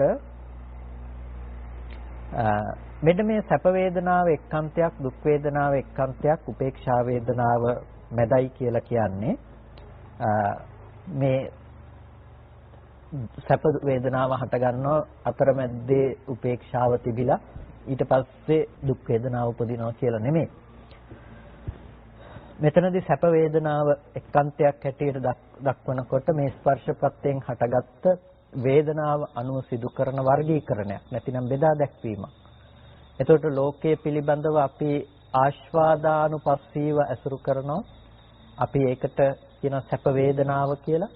සැප වේදනාවෙහි අපිට තියෙනවා අනුසය ධර්මයක් තියෙනවා. රාගානුසය වෙනවා. යම් තැනක සැප වේදනාවක් තියෙනකොට සැප වේදනාවෙහි රාගානුසය වෙනවා. දුක් වේදනාවෙහි පටිඝානුසය වෙනවා. උපේක්ෂා වේදනාවෙහි අවිජ්ජානුසය වෙනවා. එතකොට මේ අනුසයන්ගෙන් අනුසය වීම කියන කරුණ මෙතනදී අපි තේරුම් ගන්නට අවශ්‍යයි. ඒකට සැප වේදනාව එක්කන්තයක් කියලා කියනකොට අපිට සැපය කියන කාරණාවට පත්වීම යම් කිසි රූපයක් හෝ සද්දයක් හෝ ගන්ධයක් හෝ රසයක් හෝ ස්පර්ශයක් හරි අරමුණක් හරි දැනගන්නකොට අපි ඒක හිතලා හිතින් දැනගන්න වෙලාවේදී ඒක සැප වශයෙන් හෝ අරමුණු කරනවා. නොයසේනම් අපි ඒක දුක් විදිහට හෝ අරමුණු කරනවා. එතකොට සැප වශයෙන් හරි දුක් වශයෙන් හරි අපි ඒක අරමුණු කරනකොට ඒ අන්ත දෙක තුල තමයි බොහෝ කොට ඉන්නේ. එහෙම නැතිනම් අපි උපේක්ෂාවෙන් අපි ඒ තුල පසු වෙනවා. උපේක්ෂාවෙන් කියලා කියන්නේ සැප දුක කියලා වශයෙන් ග්‍රහණය කිරීමක් නැතුව. ඒකට කියනවා අදුක්ඛම අසුඛ. අදුක්ඛම අසුඛ දුකක් නැහැ, සැපත් නැහැ. අපි කියන උපේක්ෂාව කියලා. එතකොට මෙන්න මේ අදුක්ඛම අසුඛ වේදනාවෙන් පසු වෙනවා. එතකොට මේ සැප වේදනාව එක්කන්තයක්, දුක් වේදනාව එක්කන්තයක්, උපේක්ෂා වේදනාව මැදයි කියලා කියනකොට, අදුක්ඛම අසුඛ වේදනාව මැදයි කියලා කියනකොට මේකෙන් අදහස් කරන්නේ අර උඩ අතීතයේ එක්කන්තයක්, අනාගතයේ එක්කන්තයක්, වර්තමානයේ මැදයි කියලා කිව්වා වගේම අර Nirodhe පිළිබඳව ගෙනහැර පෑමකට වඩා මෙතනදී මේ සැප සහ දුක, ඇලීම සහ ගැටීම කියන මේ අන්ත දෙක සහ උපේක්ෂාව මැදයි කියන කරුණ පිළිබඳව මෙතනදී අර්ථග්‍රහණය කරගැනීමේදී ඇතම් විටක විග්‍රහ කරනවා ලෝකයේ උපේක්ෂා වේදනාවත් සැපය පැත්තටම දමලා සැපය කියන අන්තය තුලත් දුක කියන දුක් වේදනාව දුක කියන පැත්තටත් දමලා මේ කියන්නේ උපේක්ෂාව කියලා මෙන්න මේ අරමුණු වල උපදව ගන්න ආර්ය උපේක්ෂාවයි මධ්‍යය කියලත් ඇතම් කෙනෙක් මෙතනදී අදහස් කරනවා. එතකොට නමුත් මෙතනදී අටකථා විවරණයන් තුළදී අදහස් කරන දේ තමයි මෙතනදී සැප එක්කන්තයක්, දුක එකාන්තයක්, උපේක්ෂාව මැදයි. නමුත් මේ ලෝකයේ අසුරු වෙන්නේ සැප දුක් උපේක්ෂා කියන මෙන්න මේ කරුණු තුළ. එතකොට මේ දේ මැද නොතවරී ඉන්නකොට එයා උපේක්ෂාව තුලත් නොතවරී එනුත් නිදීමක් පිළිබඳවයි කතා කරන්න කියලා. ඒකට මම අර දීර්ඝ ලෙස මේ කරුණු වෙනම විග්‍රහ කරන්නට යන්නේ නැහැ. අපිට කාලය ගොඩක් ගත වෙන නිසා. ඒකට සැප වේදනාව එක්කන්තයක්, දුක් වේදනාව එක්කන්තයක්, උපේක්ෂා වේදනාව මැදයි කියලා කියනකොට සැප වේදනාව කියලා කියන්නේ රූප, ශබ්ද, ගන්ධ, රස, ස්පර්ශ ධම්ම පිළිබඳව අපි ඇති කරගන්න ප්‍රියසාත ස්වභාවය නිසා උපදින සැප වේදනාව. එතකොට උභන්තේ විදිත්වාන කියනකොට සැප වේදනාවේ අන්තය පිළිබඳව යම් කිසි කෙනෙක් දැනගන්නවා නම් එයාට දැනගන්න තියෙන්නේ මෙන්න මේ විදිහට ස්පර්ශ ප්‍රත්‍යයෙන් හටගත්ත මේ උපේක්ෂා සහගත වේදනාවක් ඇති තැනක මෙබඳු වූ ආකාරයට තමයි මේ සැප වේදනාව ඉපදුනේ කියලා එයා එතන තියෙන මේ ධර්මතාවයන් පිළිබඳව නුවණ ඇති කරගන්නවා. ඒකයි සුඛ වේදනාව කියලා එක්කන්තයක් කියලා කිව්වා. එතකොට අපි දැනගත යුතු අන්තයේ සුඛ වේදනාව වෙනකොට අපි දැනගන්නවා අපි කර්ම සහ කෙලෙස් මට්ටමකින් විඳින්නේ කොහොමද, විපාක මට්ටමේ පැවතුනේ කුමක්ද කියන එක පිළිබඳව අපි අවබෝධ කරගන්නවා. දුක් වේදනාව එක අන්තයක් කියනකොට අපි දුක් වේදනාවේ අන්තය පිළිබඳව අපි තේරුම් ගන්නවා. එතකොට මෙන්න මේ විදිහේ උපේක්ෂා සහගත මට්ටමක හටගත්ත තැනක තමයි අපි මේ විදිහට මානසිකාරය කරලා චේතනාවෙන් පිළියෙල කරගෙන මේ විදිහට දුක් වේදනාවක් උපද්දගත්තේ. එතකොට උපේක්ෂා වේදනාවක් පවතින තැනක අපි දකිනවා මෙබඳු මට්ටමේ තැනක තමයි අවිද්‍යාවෙන් අනුසය වෙන උපේක්ෂාවක් මේ විදිහට හටගත්තේ කියලා. එතකොට උභය අන්තයන් පිළිබඳව දැනගන්නකොට එයාට මැද නොතවරී ඉන්නට පුළුවන් නුවණක් ඇති වෙනවා. එයා මැද නොතවරී ඉඳලා මැදින් මිදෙනවා. නැතිනම් මැද තවරීමකට ලක් වෙන්නේ, මැද නතර වීමකට සිද්ධ වෙන්නේ නැහැ. ඒ වගේම ඊළඟ භික්ෂුන් වහන්සේ පිළිතුරු දෙනවා. උන්වහන්සේගේ වැටහීම තමයි නාමය එක්කන්තයක්, රූපය එක්කන්තයක්, ඒ වගේම විඥානය මැදයි කියලා පිළිතුරු ලබා දෙනවා. ඒ වගේම නාමය එක්කන්තයක්, රූපය එක්කන්තයක් කියනකොට නාම ධර්මතා ටික එකක්, රූපය කියන්නේ තව එකක්, විඥානය කියන්නේ මධ්‍යයි කියලා. එතකොට නාමය එක්කන්තයක් කියනකොට නාම ධර්මතා ටික වේදනා, සංඥා, සංඛාර, විඥාන ආදී වශයෙන් අපි ගන්න ඒ නාම ධර්මතාවයන්. රූපය කියනකොට සතර මහා ධාතු සහ උපාදාය රූපය, මේ නාම සහ රූපය කියන මේ නාම රූප ධර්මයන් එකතු කොට දක්වනකම තමයි සිබ්බණීයේ ලක්ෂණය. විඥානය කියන දේ මධ්‍ය හැටියට දක්වනවා. මොකද මේ නාම රූප ධර්මයන් ඇසුරු කරන්නේ විඥානනය නිසා, විඥානය නිසා. එතකොට එතන නොතවරී මිදීම තමයි අපිට මේ දුකේ කෙලවර කිරීම හැටියට දකින්නට පුළුවන්කම තියෙන්නේ. එතකොට නාම රූප ධර්මයන්ගේ නිමිති නොගෙන මිදීම කියන දේ තමයි එතනදී අදහස් කරන්නේ. ඒකට තව භික්ෂුන් වහන්සේ නමක් ච අජ්ජත්තිකානි ආයතනානි ආධ්‍යාත්මික ආයතන ටික එක්කන්තයක්, බාහිර ආයතන ටික එක්කන්තයක්, ඊට පස්සේ විඥානයේ මැදයි කියලා දක්වනවා. ආධ්‍යාත්මික ආයතන එක්කන්තයක්, බාහිර ආයතන ටික එක්කන්තයක්, ඇහැ එක්කන්තයක්, රූපේ එක්කන්තයක්, විඥානයේ මැදයි. ඒකට මෙතනදී විඥානය කියනකොට මේ ආධ්‍යාත්මික අන්තය පිළිබඳ ආධ්‍යාත්මික සහ බාහිර අන්තයන් එකතු කොට ගන්නා කර්ම සහගත විඥානය තමයි මෙතනදී විඥානයේ මැදයි කියලා කියන්නේ. ඒකට දැන් අපිට පේනවා එතන විඥානම් මැජ්ජේ කියනකොට විඥානයේ මැදයි කියලා කියනකොට අර නිවනම නෙමෙයි අදහස් කරන්නේ කියන එක මැදයි කියන වචනය තුලින්. ඒ නිසා මැද නොතවරී ඉඳීම කියන එකෙන් අදහස් කරන්නේ යම් කිසි කෙනෙකුට විඥාණයෙන් ආධ්‍යාත්මික ආයතන හෝ බාහිර ආයතන ඇසුරු නොවන තැනකටපත් වෙනවා නම් නැතිනම් විඥානයේ ඇසේ නිමිති ගන්න නැත්තම් රූපේ නිමිති ගන්න නැත්තම් මැද තවරෙන්නේ නැත්තම් විඥානයේ නිමිති ගන්නෙත් නැත්තම් ඒ විඥානයේ අනිදස්සන ස්වභාවයටපත් වෙනවා. අනිදස්සන ස්වභාවයටපත් වෙලා මිදෙනවා කියන තැනටපත් වෙනවා. දුකේ කෙලවර කිරීමකටපත් වෙනවා.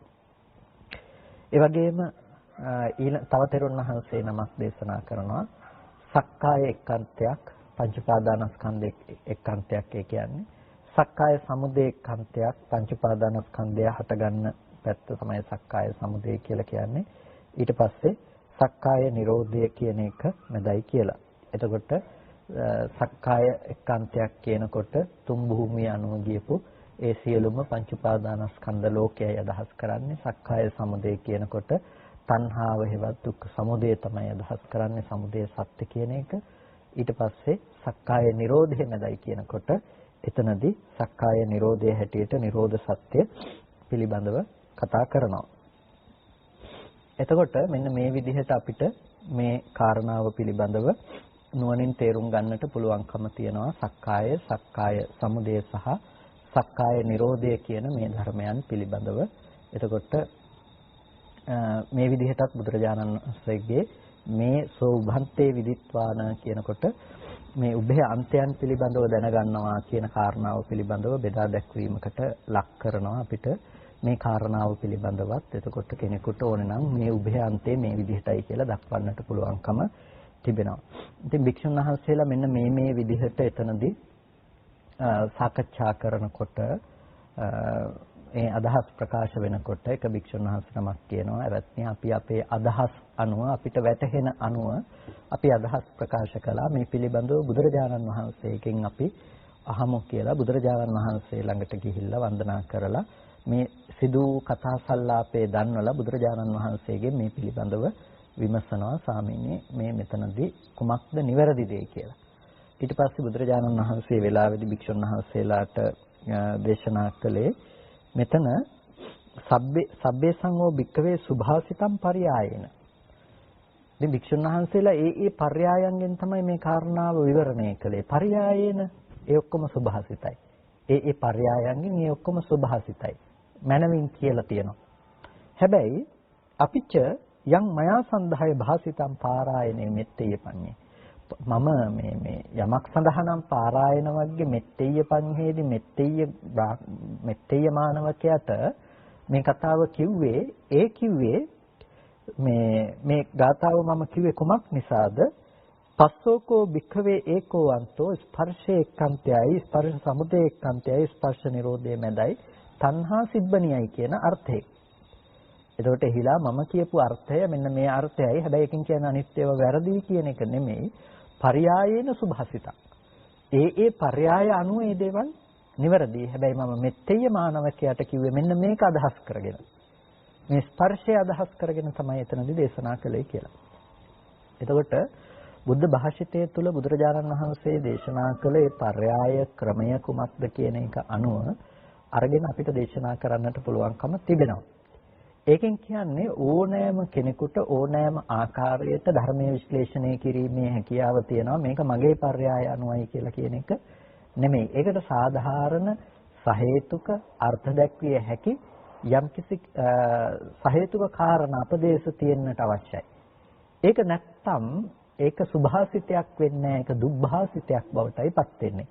බුදුරජාණන් වහන්සේගේ වචනය එලෙස සුභාසිත වචනයක් බවට එතනදීපත් වෙන්නේ නැහැ. එතකොට මේ දුබ්භාසිතයක් බවට පත් වෙනකොට ඒ දුබ්භාසිතය එච්චරම බුද්ධ වචනය පිළිබඳව කිලුටුවන්නක් ලෙස සලකනවා මිසක බුද්ධ වචනය ලෙස සැලකීමකට පත්වන්නේ නැහැ. ඇතැම් වෙලාවකට ඇතැම් අය සංඛාසනාදී සූත්‍ර දේශනාවන් අරගෙන මේ එක දුක්ඛ සත්‍යයක් පිළිබඳව කියන්න තියෙන වචන පද අනන්තයි අප්‍රමාණයි කියලා මේ Tamanට ඕන විදිහට මේක විවරණය කරන්න පුළුවන් කියන එක අදහස් ප්‍රකාශ කරන්නට හැදුවත් බුදුදහම එහෙම ප්‍රකාශ කරන්න පුළුවන් දෙයක් නෙමෙයි. මේ විදිහට Tamanට ඒ අදාළ සාරණව පෙන්විය හැකි මෙන්න මේකයි අන්තයන් කියලා පෙන්නලා ඒ කරුණට ඇතුළත්ව කියන්න පුළුවන්කම තියෙනවා. හැබැයි කෙනෙකුට කියන්නට පුළුවන් කමක් නැත්තේ නෑ. සෝ උභන්තේ විදිත්වාන කියනකොට මේ මෙතනදී මෙන්න මේකයි උයන්න කියලා කියන්නේ. එතකොට භ කියලා කියන්නේ මෙන්න මේකයි. අන්තේ කියලා කියන්නේ මෙන්න මේකයි කියලා ඒ වලට එක එක අර්ථකථන දීලා ඉවර වෙලා Tamanට ගැලපෙන අර්ථ කීමක් බුදුදහම තුළ අනුමත කරන්නේ නැහැ. ඒ නිසා අපි මේ පිළිබඳව මනවින් තේරුම් ගන්නට අවශ්‍යයි. හරියට බුදු දේශනාව තේරුම් ගැනීමේදී ඒ විදිහේ නිදහස් කොට නෙමෙයි මේ බුද්ධ වචනේ තියෙන්නේ. ඕන විදිහට අර්ථකථනය කරන්න පුළුවන් කියලා මෙතනදී තියෙන්නේ පින්නතුනේ බුදුරජාණන් වහන්සේගේ ඒ දේශනාව බුද්ධ භාෂිතයට අනුරූපීව එලෙස මේ අර්ථකථනය කළ හැකි කියන දේම මිසක අර අද ධර්ම විශ්ලේෂණය විකෘති කරන අය විසින් පාවිච්චි කරන්නට උත්සාහවත් වෙන මේ තම නැනපමණින් දැනගත යුතුයි කියන අර්ථය ගන්න නෙමෙයි මෙතනදී කියවෙන්නේ. ඒ නිසා පරයායකින් ඒ කියපු කතාව හරි. හැබැයි මගේ අදහස උනේ මේකයි කියලා බුදුරජාණන් වහන්සේහි භාග්‍යතුන් වහන්සේගේ අදහස පිළිබඳව එතනදී දේශනා කරනවා. එතකොට මෙන්න මේ විදිහට බුදුරජාණන් වහන්සේ ඒ අවස්ථාවේදී මේ භාග්‍යතුන් වහන්සේගේ අදහස බවට පත් උනේ කුමක්ද කියන එක ගැන පැහැදිලි කරලා භික්ෂුන් වහන්සේලාට දේශනා කළා. ඉතින් ඒ කාරණාවට මූලිකත්වයේ දෙමින් තමයි අපි මුලින්ම ඒ ස්පර්ශ වාරය පැහැදිලි කළේ ටිකක් දීර්ඝ ලෙස. අනිකුත් කරුණු පිළිබඳව අපි කෙටියෙන් නාම මාත්‍රිකව වෙනම සඳහන් කරන්නට යෙදුනේ. මොකද ඒ ධර්මයන් ගැන අපිට විග්‍රහ කරන්නට ගියත් වෙන වෙනම අපිට දීර්ඝ ලෙස කතා කරන්නට පුළුවන්කම තිබෙනවා. ඒ පිළිබඳ වෙන වෙනම කරුණු දක්වන්නට පුළුවන්කමත් තිබෙනවා. ඒ නිසා ඒට අනුරූපීව තමයි මේ කරුණු කාරණා ටික මේ විදිහට මේ අද සාකච්ඡා කරන්නට යෙදුනේ. ඉතින් කල්පනා කරන්න අද දවසේදී මේ විදිහට සද්ධර්ම ශ්‍රවණය කරලා යෝනිසෝ මනසිකාරාදී පවත්තලා වටිනා කුසලයක් හැමදෙනාම සිද්ධ කරගන්නට යෙදුනේ. ඒ සිද්ධ කරගත්ත සියලුම කුසල ධර්මයන් අපි මේ වෙලාවේදී අනුමෝදන් කළ යුතු අයට අනුමෝදන් කරනවා. පළමුවෙන් අපිට අර්ථයෙන් ධර්මයෙන් අනුශාසනා කළ ධර්මාචාර්ය අවසරයි මාංකඩවල සුදස්සන ස්වාමීන් වහන්සේට, අවසරයි මාංකඩවල නන්දරත්න ස්වාමීන් වහන්සේටත් ස්වාමීන් වහන්සේලා දෙනමතම උතුම් නිවනින් සැනසීම සඳහා මේ කුසලය හේතු පාරමිතාවක්ම වේවා කියලා ප්‍රාර්ථනා කරනවා. ඒ වගේම මේ සීල කුසලයෝ දෙවියන්ටත් අපි අනුමෝදන් කරමු. දෙවියෝ සතුටින් සාදුනාදයෙන් මේ පින් අනුමෝදන් වනු ලබත්වා. දෙවියන්ට මේ පින් උතුම් නිවනින් සැනසීම පිණිසම හේතු පාරමිතාවක්ම වේවා කියලා සාදු කියලා හැමදෙනාම දෙවියන්ටත් මේ වෙලාවේදී පුණ්‍ය අනුමෝදනා කරන්න. ඒ වගේම ඔබ සෑම සිළු දෙනා නමින් වර්ග પરම්පරානුයාත ඥාතීන්ටත් අපි පුණ්‍ය අනුමෝදනා කරනවා. සියලුම ඥාතීන්ටත් මේ පින් සතුටින් සාදුනාදයෙන් අනුමෝදන් වන්නට ලැබේවා. ඥාතීන්ට මේ පින් උතුම් නිවනින් සැනසෙන්නටම හේතු පාරමිතාවක්ම වේවා කියලා සාදු කියලා ඥාතීන්ටත් අපි මේ අවස්ථාවේදී මේ පින් අනුමෝදන් කරමු. ඒ වගේම අපි විශේෂයෙන්ම අද දවසේදී මේ සියලුම කුසල ධර්මයන් අනුමෝදන් කරනවා මේ පුස්කොළ සංරක්ෂණ ව්‍යාපෘතිය සඳහා ඒ දායකත්වයේ දක්වන සියලුම අපේ පින්වත් පිරිසට නම් වශයෙන් සඳහන් කරන්නට ගියත් ලොකු විශාල පින්වත් පිරිසක් එකතු වෙලා තමයි මේ කුසලයන් සඳහා දායකත්වයේගෙන කටයුතු කරන්නේ. ඒ වේතන ගෙවීම සඳහා කාටත් මොකද මේක දීර්ඝ කාලීනව යන ව්‍යාපෘතියක්, ඒක කෙටි කාලීන ව්‍යාපෘතියක් නොවන නිසා හැමෝටම එක ආකාරයෙන්ම විශාල මුදල් ප්‍රමාණයන්ගෙන් සම්බන්ධ වන්නට නොහැකි නිසා මාසිකව ඒ කාටත් පහසුවෙන් දිය හැකි මුදල් ප්‍රමාණයන් අනුව තමයි මේකට විශාල පිරිසක් සම්බන්ධ වන්නේ. ඒ නිසා නම් වශයෙන් සඳහන් කරන්නට ගියොත් විශාල පිරිසක් ඉන්නවා මේ සඳහා දායකත්වයේ දක්වන පිරිස් විදිහට. ඉතින් ඒ නිසා අපේ ඒ ඕස්ට්‍රේලියාවේ ඒ කටයුතු කරගෙන යනු ලබන ඒ සිඩ්නි නුවර කණ්ඩායමටත් මෙල්බන් නුවර ඒ අපේ පින්වත් පිරිසටත් ඒ වගේම ඇමරිකාව තුළ කටයුතු කරගෙන යන චින්තක මහත්මයාගේ ඒ කණ්ඩායමටත් අපි විශේෂයෙන් මේ වෙලාවේදී පුණ්‍යානුමෝදනා කරනවා ආශිර්වාද කරනවා. ඒ වගේම එංගලන්තයේ තුළ ඒ කටයුතු සිද්ධ කරගෙන යන ඒ පින්වත් සත්පුරුෂ පින්වත් හැම දිනාටම අපි විශේෂයෙන්ම පුණ්‍යානුමෝදනා කරනවා.